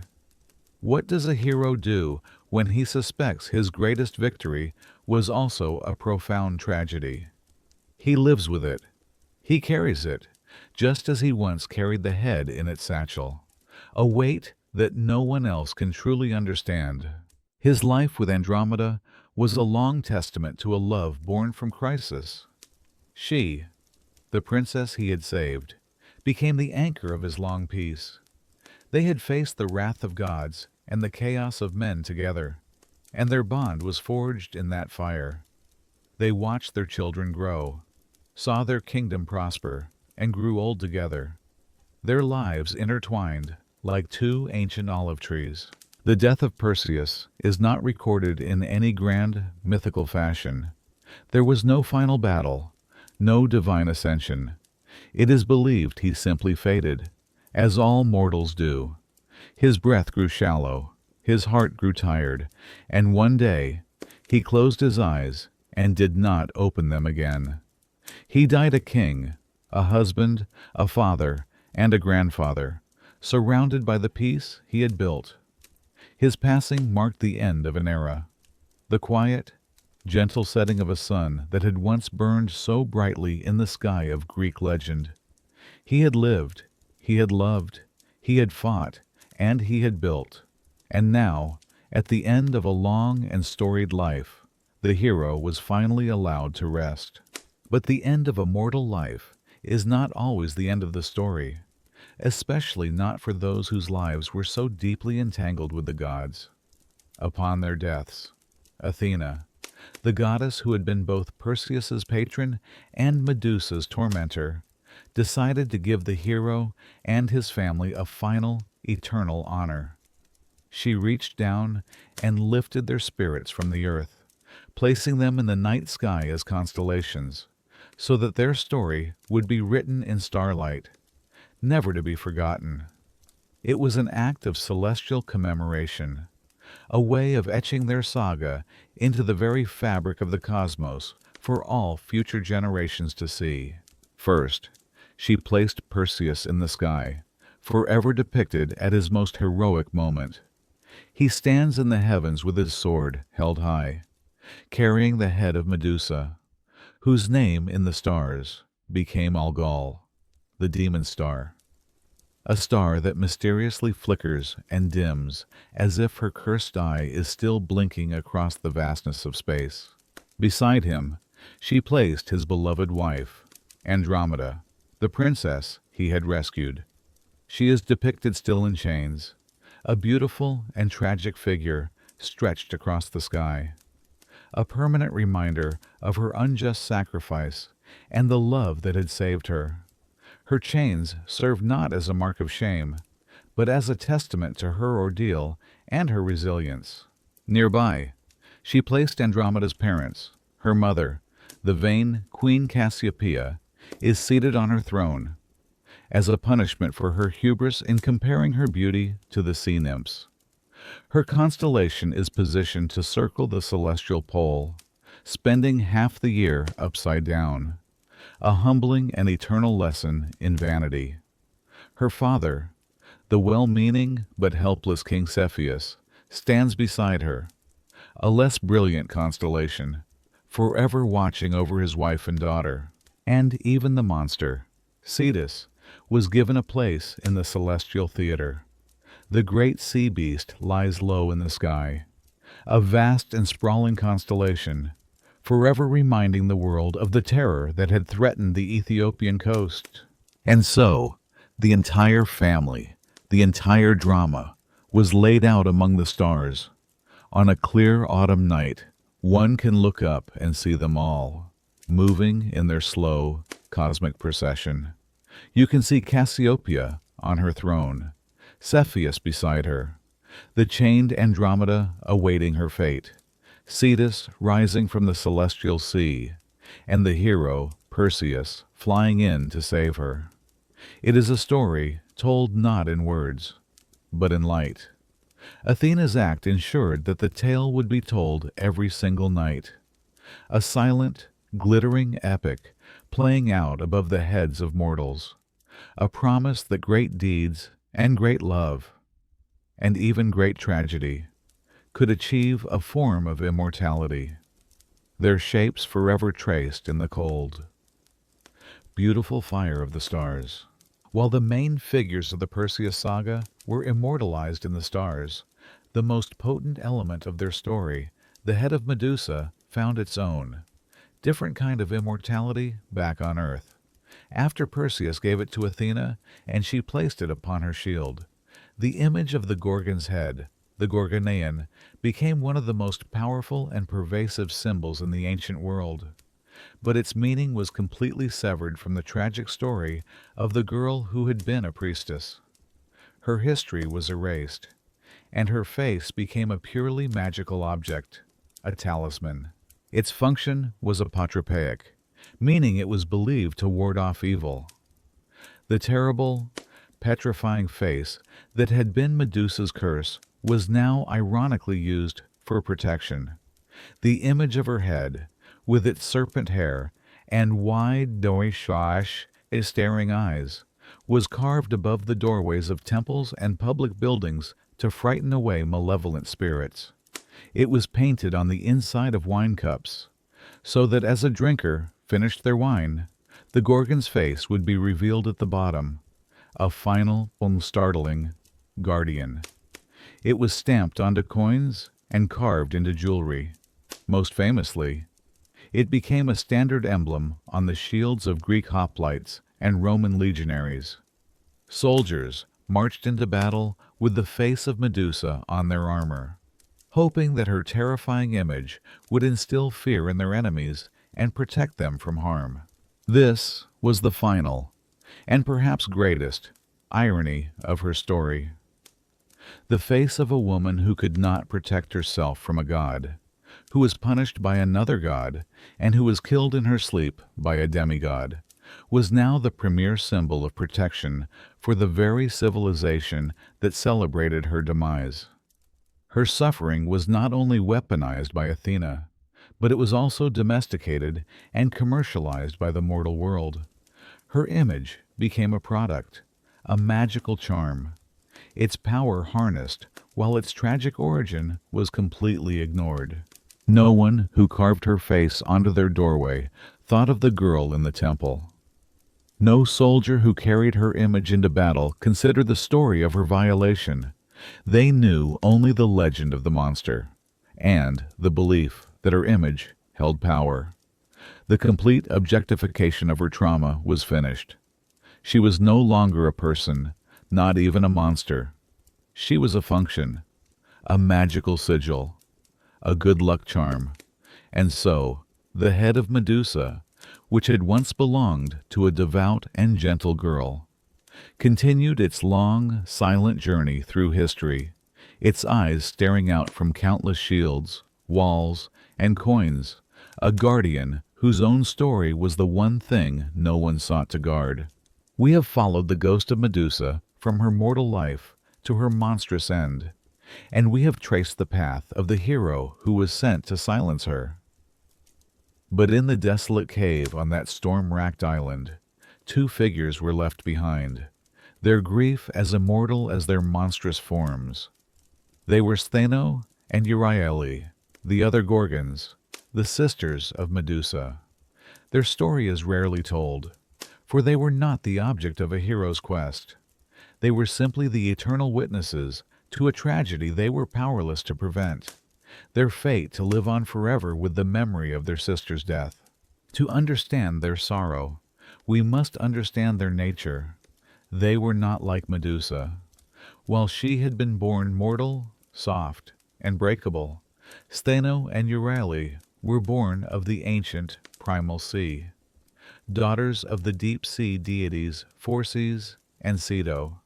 They were monsters from their first breath, immortal and unchanging. Their bodies were said to be covered in impenetrable dragon scales. Their hands were of bronze, and their teeth were sharp tusks, like those of a wild boar. And like their sister after her curse, they had hair of living, writhing serpents. They were beings of immense strength and terrifying power. Stheno, whose name means the forceful, was known for her physical prowess, while Euryale, the far springer, was known for her wide roaming and her bellowing cries that could shake the souls of mortals. They were monsters, yes, but they were also sisters. In their remote lair, far from the machinations of Olympus and the ambitions of humankind, they had lived in a strange, isolated harmony. Medusa, the mortal one, the vulnerable one, was perhaps the center of their small, monstrous family. They were her protectors, her immortal guardians against a world that would have feared her beauty even before the curse. When Athena's cruel judgment transformed her, they did not abandon her. They remained with her in her exile, their shared monstrousness a strange and tragic bond. They could not undo the curse, but they could offer her their eternal, fearsome company. The hissing of their serpent hair was, perhaps, the only chorus she ever knew that was not born of her own terror. Imagine, and then, the moment of Perseus's intrusion. While Medusa slept, her immortal sisters may have been resting in the deeper recesses of the cave. The first sign of trouble was not a sound, but a sudden, chilling silence. the cessation of their sister's life force.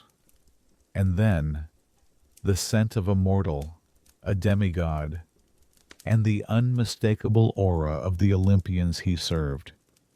They awoke to a scene of horror.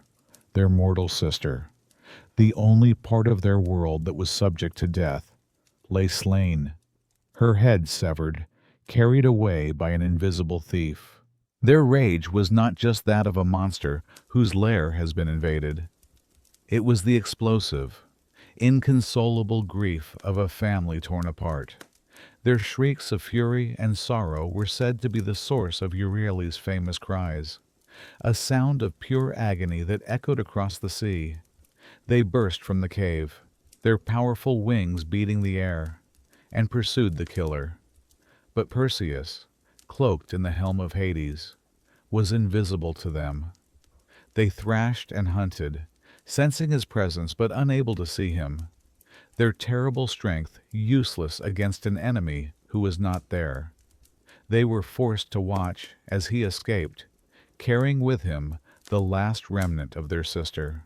After he was gone, what was left for them only an eternity of grief in an empty cave? They were immortal, so they could not follow their sister into the quiet land of death. They were doomed to live on, forever replaying the moment of their failure to protect her.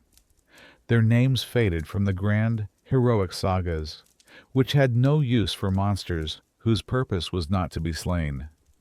They remain in the footnotes of mythology, two figures of immense power and eternal sorrow, forever guarding a tomb that held no body, forever mourning a sister whose tragedy was sealed by the very gods they could not touch.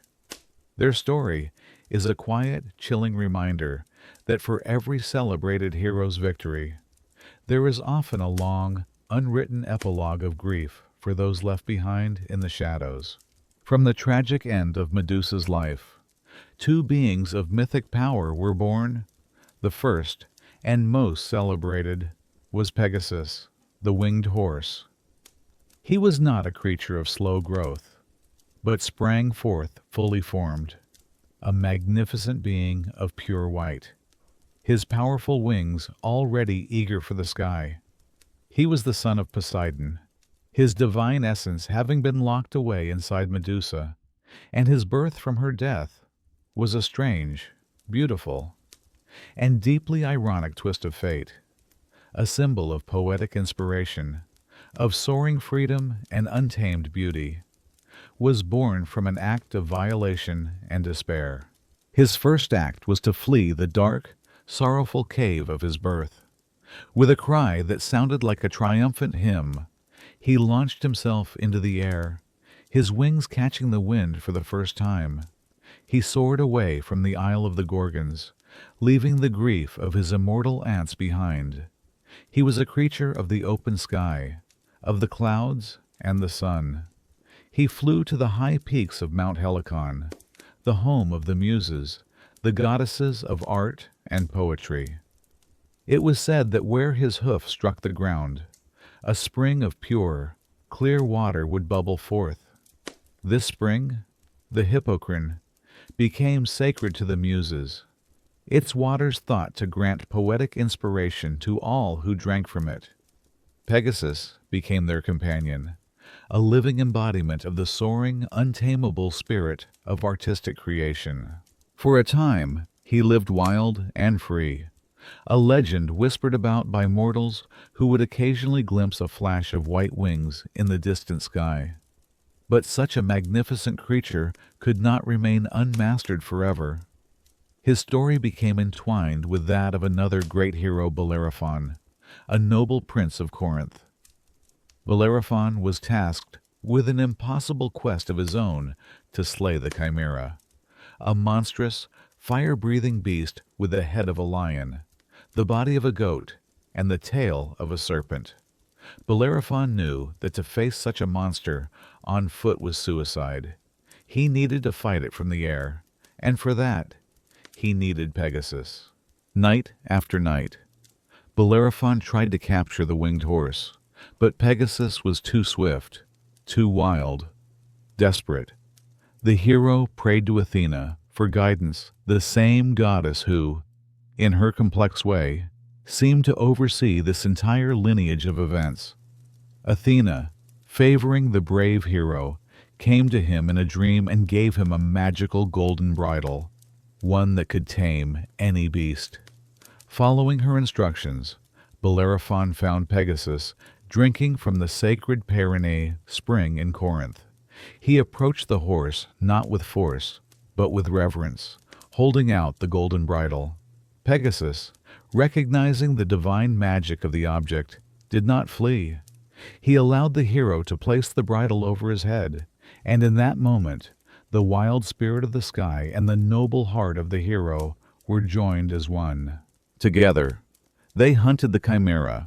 Bellerophon, mounted on the back of Pegasus, became the world's first aerial warrior. They found the beast in its rocky lair in Lycia. The battle that ensued was a spectacular clash of mythic forces. The chimera unleashed torrents of fire, but Pegasus was too fast, dodging and weaving through the flames with graceful ease. From above, Bellerophon rained down arrows upon the beast, but its hide was too thick. Flying closer, he used his spear. The battle raged, a dance of fire and air. Finally, Bellerophon devised a clever plan. He affixed a block of lead to the tip of his spear and, urging Pegasus into a steep dive, he thrust it directly into the monster's fiery throat. The chimera's own fiery breath melted the lead, which flowed down into its organs, searing it from the inside out. The great beast fell, defeated. Bellerophon and Pegasus would go on to have many more adventures, but the hero's story, like so many others, ends in hubris. Drunk on his own success, Bellerophon decided he was worthy of a place on Mount Olympus and urged Pegasus to fly him there. This was an act of arrogance the gods could not forgive. Zeus sent a gadfly to sting Pegasus, who, startled, bucked Bellerophon from his back. The hero fell, tumbling all the way back to earth, where he lived out the rest of his days as a crippled, forgotten man. Pegasus, however, continued his flight to Olympus. He was welcomed by the gods and given the noble task of carrying Zeus's thunderbolts. And so, the son of Medusa, the creature born from darkness, found his final home among the stars, his form a testament to a beauty that could rise, untainted, from even the deepest of tragedies. Let us now turn our gaze back to the family whose lives were so dramatically altered by Perseus's quest. Let us speak of Queen Cassiopeia, the mother of Andromeda, a woman whose story serves as one of the most poignant and powerful warnings against hubris in all of Greek mythology. Her tale is not one of monstrous curses or heroic battles, but of a more subtle dishang, yet equally destructive force, the poison of human vanity. Cassiopeia was the queen of Ethiopia, a woman of considerable power and, by all accounts, of breathtaking beauty. She lived in a palace of splendor, adored by her husband, King Cepheus, and beloved by her people. She had everything a mortal could desire. But it was not enough. Her beauty, a gift from the gods, became the source of her downfall. She was not content to be beautiful. She felt the need to be the most beautiful. She looked upon her own reflection and saw not just a pleasing image, but a form of perfection that she believed surpassed all others, even divine beings. Her fatal error was to speak this thought aloud. Standing on her shores, looking out at the glittering sea, she boasted that she and her daughter Andromeda were more lovely than the Nereids. The Nereids were the 50 daughters of the sea god Nereus, nymphs of divine and legendary beauty, attendants to Poseidon himself. To compare a mortal's fleeting beauty to their eternal, divine grace was an act of supreme arrogance. It was a direct challenge, an insult hurled at the gods from the lips of a mere human. Word of this boast traveled swiftly through the waves, and the Nereids were incensed. They were not merely offended, they were dishonored. They brought their complaint to the great god of the sea, Poseidon. And Poseidon, whose pride was as vast and as easily stirred as his oceans, took the insult personally. A mortal queen had dared to mock the spirits of his domain. Such hubris could not go unpunished. His rage was not swift and targeted, but slow, cruel, and all-encompassing. He decided to make the entire kingdom of Ethiopia pay for the vanity of its queen. First, he sent a great flood, his waters surging over the coastline, destroying fields, ruining harvests, and swallowing villages. The people panicked, their livelihoods washed away by a relentless tide. Then, to compound the terror, he summoned Cetus, the sea monster, from the blackest depths. The beast's reign of terror was the physical manifestation of Cassiopeia's ugly pride. The entire kingdom was plunged into a state of fear and despair, all because of a few careless, arrogant words. The punishment demanded by the oracle, the sacrifice of her own daughter, was the final, terrible price of her vanity. She was forced to watch as her innocent child was chained to a rock to be devoured, a direct consequence of her own boastful tongue. Even after Andromeda was saved by Perseus, Cassiopeia's punishment was not over. After her death, when Athena placed her in the stars, it was not an honor without a price. She was placed upon her celestial throne, but her constellation is forced to rotate around the North Star, meaning that for half of the year she hangs upside down, a position of eternal humiliation. Every night, the sky tells her story, a queen on her throne, forever tumbling, a permanent, cosmic warning that the gods will tolerate many things, but they will not tolerate a mortal who, in their pride, forgets their place. Medusa and her sisters, Stheno and Euryale, were not isolated monsters, born of chaos in a vacuum. They were part of a vast and terrifying mythological family, the strange and monstrous offspring of two primordial sea deities, Phorcys and Ceto.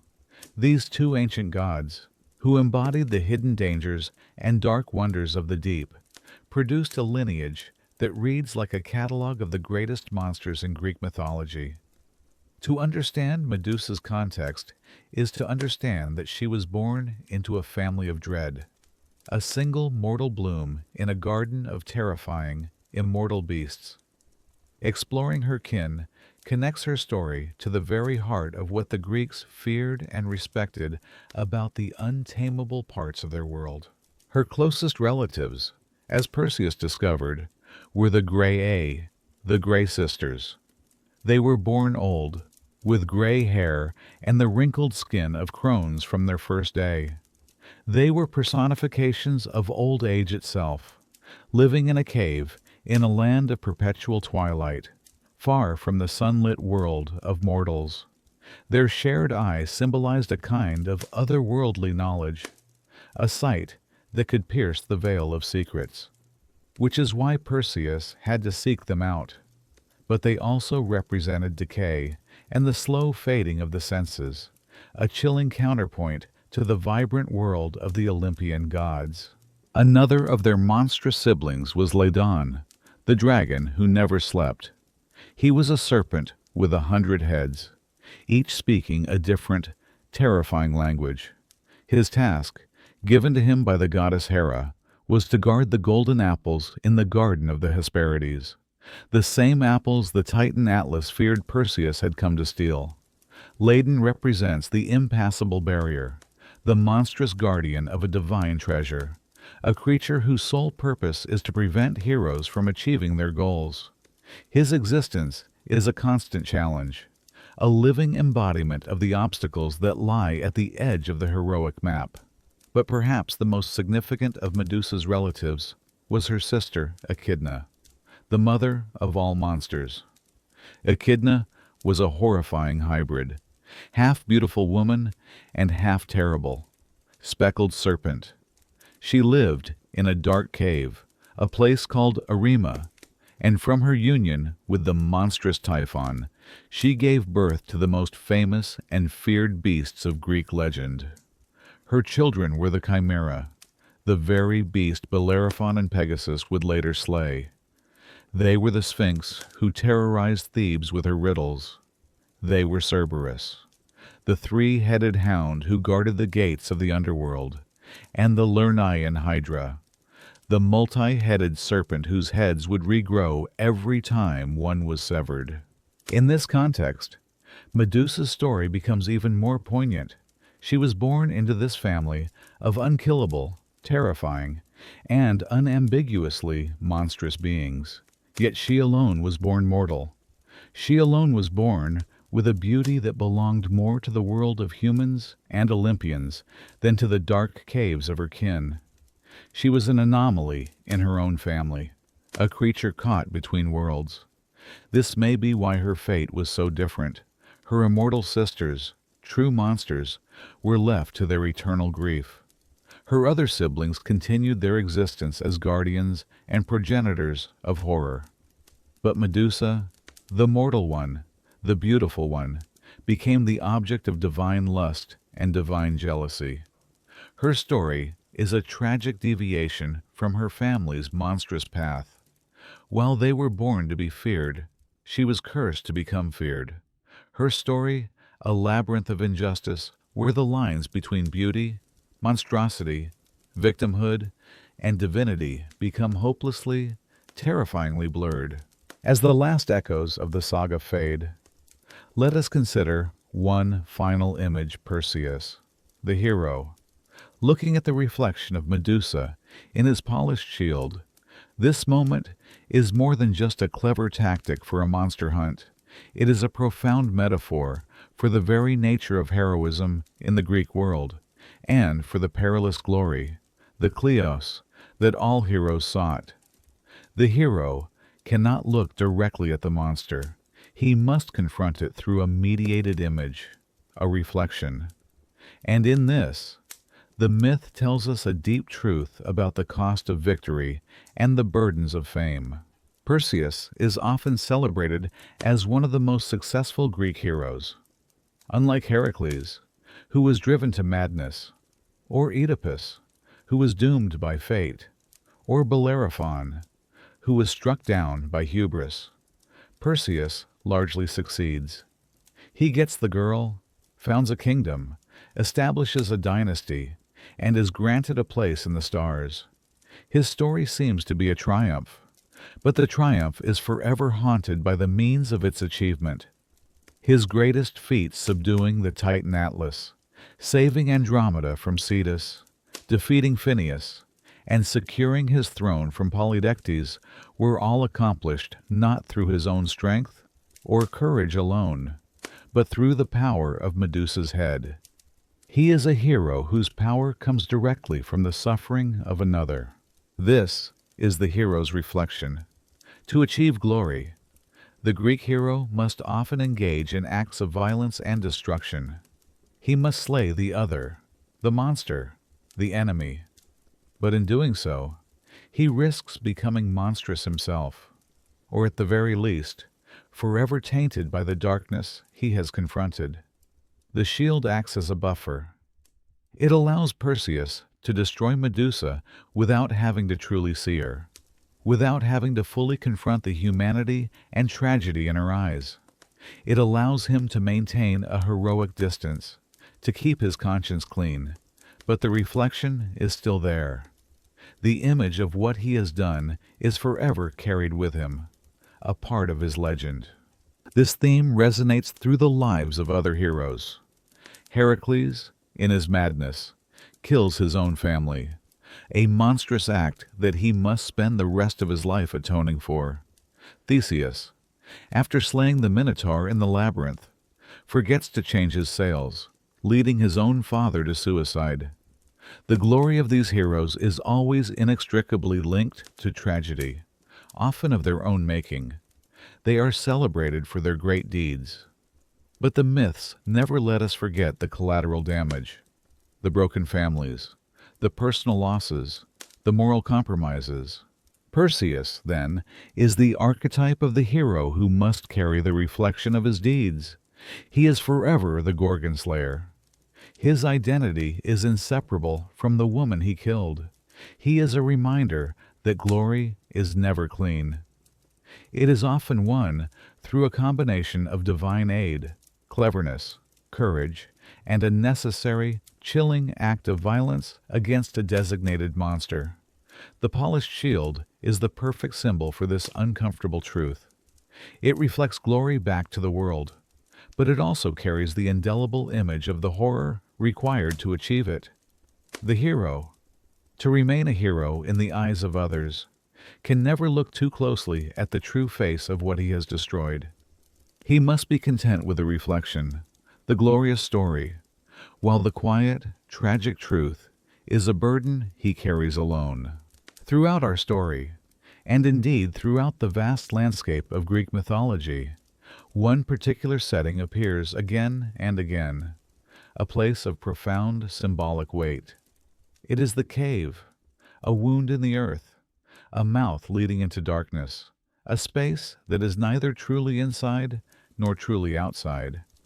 Medusa's final home was a cave, a place of exile and monstrous sorrow. The Graeae, her ancient sisters, guarded their secrets from within a cave. Even Zeus, the king of the gods, was said to have been raised in a hidden cave on the island of Crete to protect him from his father, Cronus. The cave in Greek thought is not just a geological feature, it is a space of transformation, a threshold between worlds, a place of both terrifying danger and sacred revelation. Let us first consider the cave as a place of monstrosity and exile. For Medusa, her lair was a prison. It was a place she fled to, a refuge that mirrored her own internal desolation. The darkness within its walls was a comfort, shielding her deadly gaze from the world and shielding her from the sunlit world that had rejected her. Here, the cave is a chthonic space, a direct connection to the underworld, to the earth's sorrow and darkness. It is a place where civilization ends and primal chaos begins. The monsters of Greek myth so often dwell in caves or lairs: the Nemean lion, the Hydra, the mother of monsters. Echidna because the cave represents the untamed, pre-civilized world that the hero, a figure of order, must venture into and conquer. It is the womb of the earth, but in these stories, it gives birth not to life, but to fear. Medusa's cave, littered with the stone figures of those who dared enter, is the ultimate expression of this, a space where life is not nurtured, but extinguished and frozen into a permanent state of terror.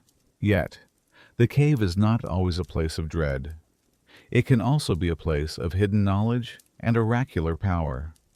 The Graeae lived within a cave, and from its darkness, they held the secret of Medusa's location. Here, the cave is a repository of ancient Phaomnia, forbidden wisdom, knowledge that is not meant for mortal men, and can only be extracted through cunning and force. The great oracle at Delphi, the most sacred site in all of Greece, was centered around a chasm in the earth, a cave from which divine vapors were said to emanate, putting the priestess into a prophetic trance. In this context, the cave is the source of truth. It is the place where the barrier between the mortal world and the divine world is thin, where one can hear the whispers of fate.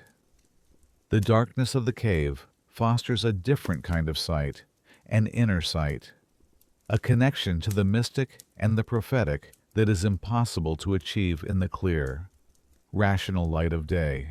Furthermore, the cave can be a place of sacred birth and protection, a womb for gods. The infant Zeus was hidden by his mother Rhea in the Dictaean cave on Crete. The nymphs nourished him. The magical goat Amalthea gave him milk, and the tragedies, his divine guardians, clashed their spears and shields at the entrance to drown out his cries. Here, the cave is a sanctuary, a protective vessel that shields divine potential from worldly threats. It is a place of gestation, where a future king is nurtured in secret, safe within the body of Mother Earth, until he is strong enough to emerge and claim his destiny. It is the complete opposite of Medusa's cave of exile. It is a space of hope, secrecy, and divine incubation. And so, the cave remains a potent and dualistic symbol. It is the place of monsters and the place of gods. It is a tomb and a womb. It is a space of terrifying isolation and one of sacred connection. When we think of Medusa in her final home, we must remember this complexity. Her cave was a prison, yes, but it was also the only place in the world that offered her a form of sanctuary. It was a place of death, but it was also her home. It represents the ultimate paradox of her existence, a being of profound injustice, hidden away in a space that is, in itself, a symbol of all the mysteries, dark and sacred alike, that lie just beneath the surface of our well-lit world. At the very heart of Medusa's tragedy lies the power of a single human sense sight. Her gaze, once a simple feature of her mortal beauty, was twisted by a goddess's curse into her defining feature, a weapon of absolute power that brought her only absolute misery. But the concept of a powerful, transformative gaze runs much deeper in Greek thought than this single story. The act of seeing, in the ancient world, was never passive. It was an active force, a connection that could transmit power, curses, knowledge, and even death. Medusa's petrifying stare is the most famous example, but it is part of a much wider tapestry of beliefs about the power held within the eyes. Let us first consider the darker side of this belief, the concept of the evil eye, or Bascania. The Greeks believed that envy, malice, or even excessive praise could be transmitted through a person's gaze, bringing bad luck, illness, or destruction upon the recipient. It was a form of psychic attack, a curse delivered through sight. The Gorgonian, the image of Medusa's head that was used as a talisman, was one of the most powerful defenses against the evil eye. The idea was that the horrifying, apotropaic image would repel the malicious glance, its own terrifying power neutralizing the curse. In this sense, Medusa's curse was ironically repurposed to fight the very kind of unseen, malevolent force that her story, in a way, represents. The gaze that destroyed was used to protect from the gaze that harmed. Now, let us contrast this with its opposite, the power of inner sight. In a world that so feared the dangerous eye, blindness was often associated with a different, more profound kind of vision. The most famous example is the blind seer, Tiresias. He was a prophet who could not see the physical world around him.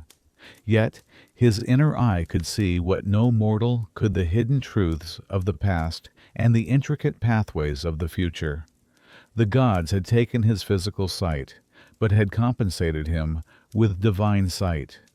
His blindness was not a weakness, but the source of his power. It freed him from the distractions and illusions of the material world, allowing him to perceive the deeper reality, the intentions of the gods, and the threads of fate. This presents a fascinating paradox. Medusa had perfect, powerful eyes, but could only bring death and see horror. Tiresias had no eyes, yet he could see the most important truths of the cosmos. It suggests a Greek belief that true wisdom comes not from what we see with our eyes, but from what we understand in our minds. The gaze of the gods themselves was, of course, the most potent of all. For a mortal to look upon a god in their true, unveiled form was almost always fatal. The sheer divine energy, the raw power of their being, was too much for a mortal frame to withstand. The myth of Semele, the mother of Dionysus, is a stark warning of this. Tricked by a jealous Hera, she begged her lover, Zeus, to reveal himself to her in all his glory, bound by an oath. He did so, appearing as thunder and lightning, and she was instantly incinerated by his divine radiance. His gaze, an expression of his true nature, was an act of unintentional destruction. This is why the gods so often appeared to mortals in disguise as animals, as old men, as travelers. A direct, unveiled gaze between the divine and the mortal was a transgression of cosmic boundaries, a connection too powerful to be survived.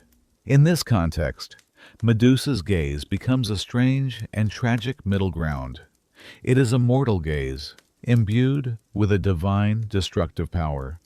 It does not carry the malice of the evil eye, nor the wisdom of the prophet, nor the overwhelming radiance of a god.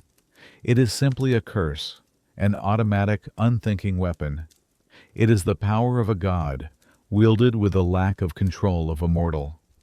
Her story is a chilling exploration of what happens when the power of the divine gaze is inflicted upon a human vessel, turning the simple act of seeing into a source of unending tragedy, a constant, lonely reminder that some powers are too great for mortal eyes to hold.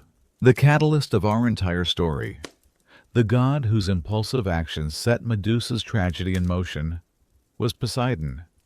And to understand his character is to understand the ancient Greek relationship with the sea itself. For the people of that time, living on a rocky peninsula and a constellation of islands scattered across the Aegean, the sea was everything.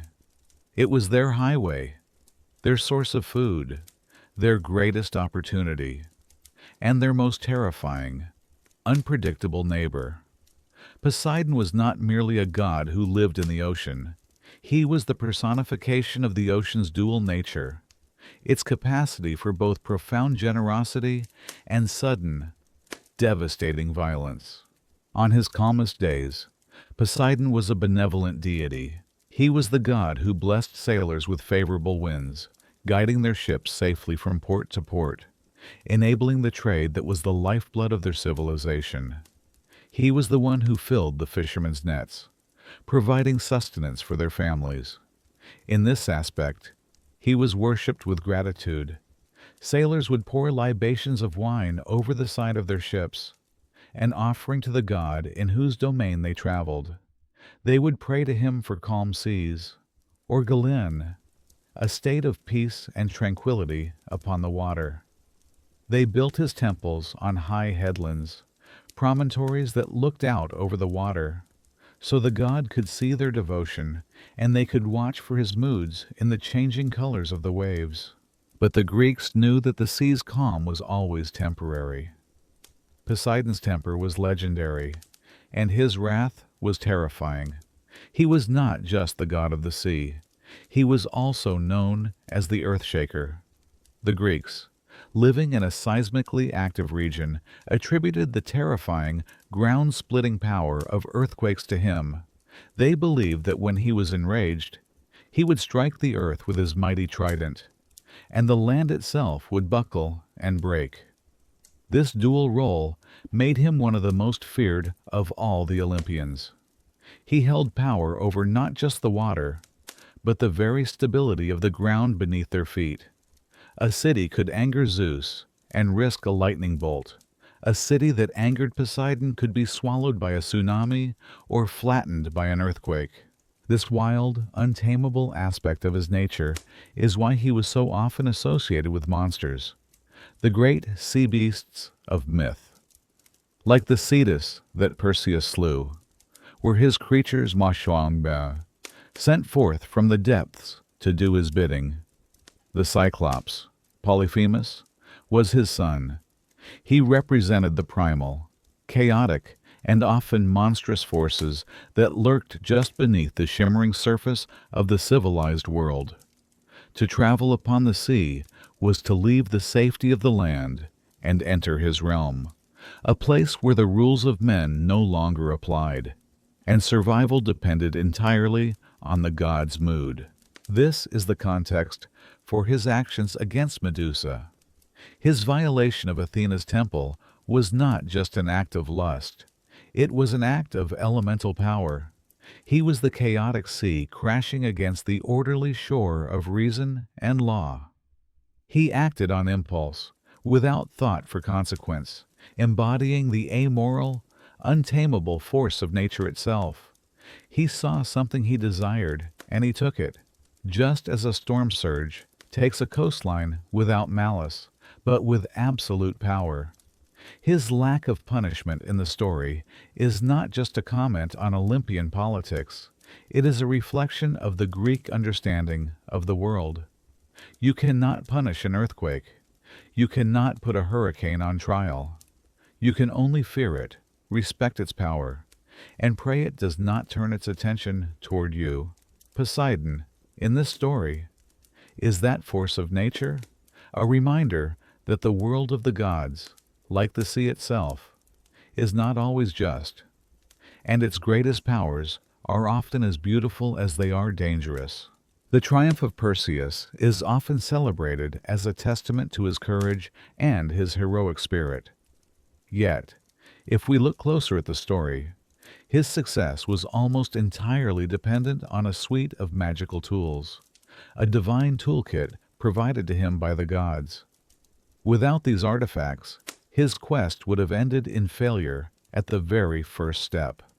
This reliance on divine aid is a common thread in Greek heroism, and it raises fascinating questions about the nature of a hero. Is a hero one who is strong in themselves, or one who is chosen and equipped by the gods? Perseus's story suggests the latter, that a hero is often a vessel, a mortal agent whose courage is made effective only through the application of divine power. Let us examine his tools, one by one. First, there were the winged sandals, a gift from Hermes. These sandals granted him the power of flight, the ability to transcend the normal limits of human movement. They allowed him to cross vast distances with ease, to approach Medusa's hidden island, and most importantly, to battle the sea monster Cetus from the air. The sandals represent freedom from earthly constraints. They lift the hero above the common struggles of geography and terrain, placing him in a realm closer to that of the gods themselves. This gift immediately separates the hero from ordinary mortals, marking him as one who operates on a different plane of existence. His victory is not just a human one. It is one achieved through a divine perspective, a literal overview of the battlefield. Next was the helm of Hades, the cap of invisibility. This was perhaps his most crucial defensive tool. It allowed him to steal the eye from the gray eye without being seen, and to approach the sleeping Medusa undetected. Crucially, it allowed him to escape the wrath of her immortal, avenging sisters. The helm represents stealth, cunning, and the power of the unseen. It suggests that heroic victory is not always won through direct, honorable confrontation. Sometimes it requires trickery, evasion, and the ability to move through the world without being noticed.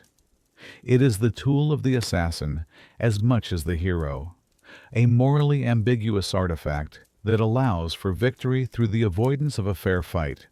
Then there was the adamantine sword. Adamantine was a mythical, unbreakable metal, and a sword made from it was the only weapon capable of severing the Gorgon's tough neck. This gift represents the concept of a key for a lock. It is the one specific tool needed to overcome an impossible obstacle. It implies that for every divinely wrought monster or curse, there is a divinely wrought solution. The hero's role is not necessarily to be the strongest, but to be the one who knows how to wield the correct tool for the job. The sword is a symbol of absolute effectiveness, a power that cannot be resisted, a divine answer to a divine problem. Finally, and most symbolically, there was the polished bronze shield from Athena. It was not a weapon, but a tool of perception. It allowed Perseus to see his enemy without being destroyed by her, to confront horror through the safety of a reflection. The shield represents wisdom, strategy, and the necessity of indirectness. It teaches the lesson that some dangers are too great to be faced head-on. One must be clever, using intellect and reflection rather than brute force. It is the most profound of all the gifts, for it is not about power, but about the correct way to see power. It is the tool that allows the hero to navigate a deadly truth without being consumed by it. Taken together, this divine toolkit shows that Perseus was, in effect, a living weapon system deployed by the gods. His courage lay in his willingness to undertake the quest, but his success lay in the tools they gave him. His story is a powerful illustration of the Greek idea that heroism is a partnership between mortal will and divine favor. A hero is the one brave enough to walk the path, but the path itself is paved, lit, and armed by the gods who have chosen him. And so, the great heroic tale of Perseus comes to its close, a story etched into the stars, celebrated in song for millennia. He is the champion, the dragon slayer, the righteous hero. But as our own story begins to wind down, let us turn our attention away from the hero and back to the silence he left behind. Let us linger for a moment in the uncomfortable questions that the myth so conveniently papers over. Why, in this grand cosmic drama, does the story begin with a crime that has never punished Poseidon? A god of immense power enters a sacred space, violates a devout priestess, and in doing so commits an act of profound sacrilege against another powerful goddess. And what are the consequences for him? There are none. He simply vanishes from the narrative, returning to his coral throne, his power undiminished, his actions unquestioned. His role in the tragedy is a footnote, a catalyst for which he bears no responsibility. And what of Athena, the goddess of wisdom, of justice, of strategic thought? When her sanctuary is violated, her fury is absolute. But this fury, born of wounded pride, is not directed at the perpetrator. It is aimed, with surgical and terrible precision, at the victim. She punishes Medusa for being the vessel of the desecration, for being the one who was harmed on her sacred floor. Why was it truly justice in her eyes? Or was it something more primal? Was it the cold calculus of power to challenge Poseidon would mean a war between gods? A messy, unpredictable conflict that could shake the foundations of Olympus. To punish the mortal girl, however, was easy. It was a neat and tidy solution. It reasserted her authority, made a terrifying example, and required no conflict with a powerful peer. This is perhaps the most chilling part of the story, a truth that whispers to us from behind the grand facade of the myth. It speaks to a divine order that mirrors the most flawed aspects of our own mortal world, an order where the powerful are insulated from consequence, where blame is often shifted to the powerless, and where justice is frequently sacrificed for the sake of stability. Medusa's transformation was not an act of divine law. It was an act of divine convenience. She was punished not because she was guilty, but because she was breakable. And the silence of the other gods in the face of this injustice is a testament to a system designed to protect itself, even at the cost of its own professed values. The myth of Medusa begins not with a monster, but with the silent, unspoken agreement of the powerful to look the other way. Once the gods had looked away, it became necessary for the mortal world to do the same. The true story of Medusa was a deeply uncomfortable one. It did not speak of simple good versus evil. It spoke of divine fallibility, of unspeakable trauma, and of a universe that was not governed by fairness, but by whim and by power. Such a story is not heroic, it is not inspiring, it is unsettling, and so the story had to be changed. The memory of the mortal world, like that of the gods, began to edit the narrative for its own comfort. This is how a victim becomes a villain. The process is slow, subtle, and devastatingly effective. First, her humanity is stripped away. No one speaks of the girl who prayed before dawn. No one remembers her vow, her faith, her gentle nature. These details are inconvenient, for they evoke pity, and pity complicates the narrative of a monster hunt. Instead, they focus on the outcome: the serpents, the stone gaze, the monstrous form. She is no longer defined by who she was, but by what was done to her. Her curse becomes her identity. Next, her suffering is reframed as malice. She did not hide on her island out of a desperate need to protect the world from her own affliction. The storytellers claim she lurked there, a predator waiting for victims. The statues of the fallen heroes on her shore were not proof of her tragic curse. They were trophies of her evil nature. Her isolation was not a punishment. It was her choice. Her silence was not grief. It was malevolence. By twisting the context, the storytellers could transform her tragedy into a simple tale of good versus evil. A black and white myth where a hero's purpose is clear and unquestioned. Why was this necessary? Because heroes need monsters. For Perseus to be a glorious champion, Medusa had to be a vile beast deserving of death. You cannot celebrate the slaying of a victim. You cannot build a legend on a foundation of such profound injustice. And so, the world collectively agreed to forget the truth. They buried the story of the priestess under the legend of the Gorgon. Because the legend was useful, it provided a clear enemy, a straightforward quest, and a triumphant hero. And in doing so, the world committed the second great violation against Medusa first. Her body was stolen from her, and then her story was stolen too. The final act of Medusa's story, long after her death, takes place back on Olympus, in the hands of the very goddess who sealed her fate. Perseus, his quest complete, presents the head of the Gorgon to Athena as a gift, a tribute to the deity who guided him. And Athena, without ceremony, takes the head of her former priestess, the face she had twisted into a mask of horror, and affixes it to the center of her own shield, the mighty Aegis. Her face, now frozen in a silent scream, becomes the emblem of a warrior goddess, a symbol of divine terror meant to petrify her enemies in battle.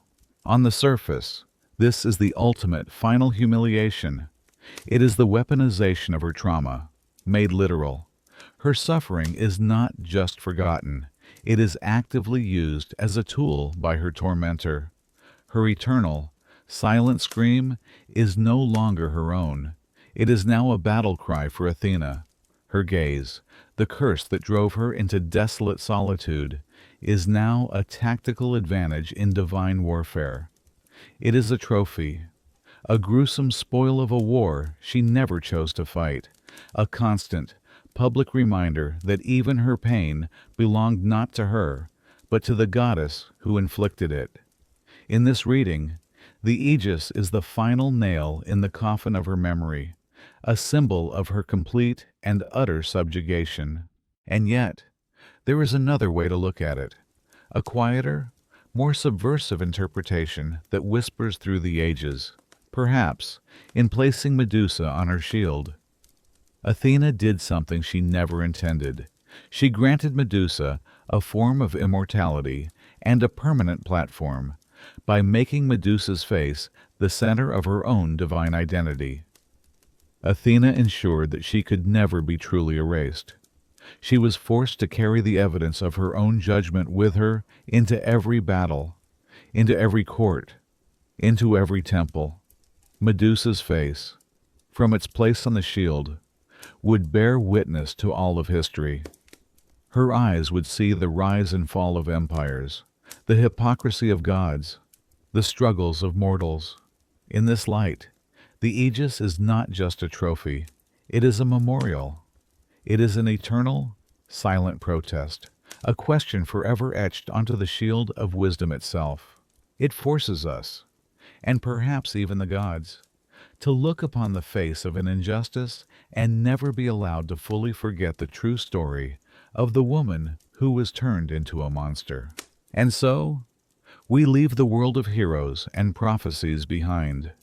We leave Perseus to his destiny, and Athena to her cold marble halls. Our journey tonight ends where it began with Medusa, not the monster of the myths, not the trophy on a shield, but the silent presence whose story has echoed through the darkness for thousands of years. Her body was destroyed. Her name was twisted. Her humanity was erased. But one thing remained, something that no god or hero could ever truly conquer her gaze. Imagine it now, a face carved in stone, weathered by centuries of rain and wind, a face on a shard of ancient pottery, buried deep beneath the earth, a face painted in a forgotten tomb. In all of them, the eyes stare outward, unblinking, for so long. This gaze was meant to signify terror. It was the monster's glare, the warning, the threat. But perhaps, over time, its meaning has changed. It is no longer just a weapon. It has become a vigil. It is the gaze of this witness, the one who saw the truth of divine power. It is the gaze of the survivor, the one who endured the unthinkable. It is the gaze of the outcast, staring back at a world that refused to see her. It holds no malice now. It only holds memory.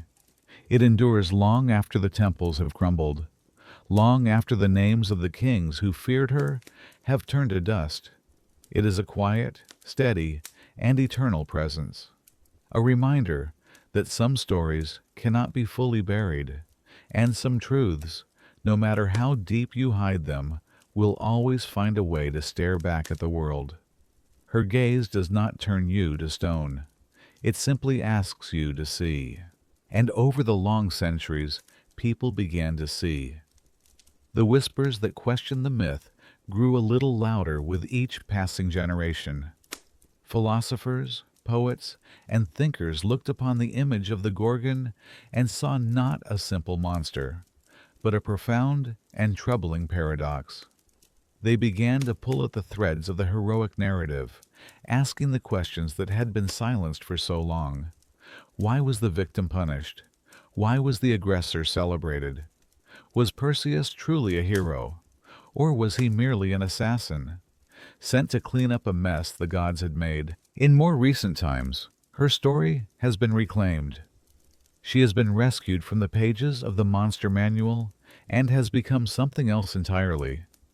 For those who have been wronged, for those who have been silenced, for those whose pain has been dismissed or disbelieved, Medusa has become an icon. Her face is no longer a symbol of terror, but a symbol of righteous fury. Her serpent hair is not a curse, but a crown of defiance. Her stony gaze is not a weapon of evil, but a defense mechanism born of trauma, a power that says, "You will not harm me again." She has become the patron saint of survivors, a figure whose story gives voice to their own. They see in her a reflection of their own journey of being blamed for the harm done to them, of being labeled as difficult or monstrous for daring to show their pain. In rescuing her story, they are also reclaiming their own, asserting that the narrative does not have to be controlled by the powerful. And so, the girl who was once utterly alone now finds herself with millions of spiritual descendants, who understand her story not as a myth, but as a truth they know in their own bones. Tonight, we have walked through the shadows of this ancient tragedy. We have listened to the whispers of a story that the world tried to forget. We have stood beside a girl who became a monster, who became a weapon, who became a symbol. Her journey was one of ceaseless turmoil, of undeserved pain, of a peace she could never find. But her story is now over, and yours, for tonight, is to find the rest that she was denied. So let the world fade away now. Let the weight of the day dissolve into the darkness. Feel the stillness settle around you, a gentle blanket of quiet. The gods are silent on Olympus. The heroes have laid down their swords. And on a distant, forgotten island, the stone statues are covered in moss, their silent screams long since softened by time. All is quiet. Breathe in, and let the quiet fill you. Breathe out, and let go of the story. You can rest now. You are safe. You are sheltered from the storms of the world. And as you drift into dreams, imagine one final thing: a watchful gaze. Not a gaze that turns to stone, but one that understands.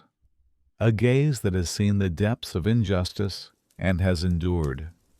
It asks nothing of you. It simply watches over you, a silent, ancient guardian in the dark. Sleep now. Let her tragedy become your lullaby. Let her silence bring you peace. Rest now.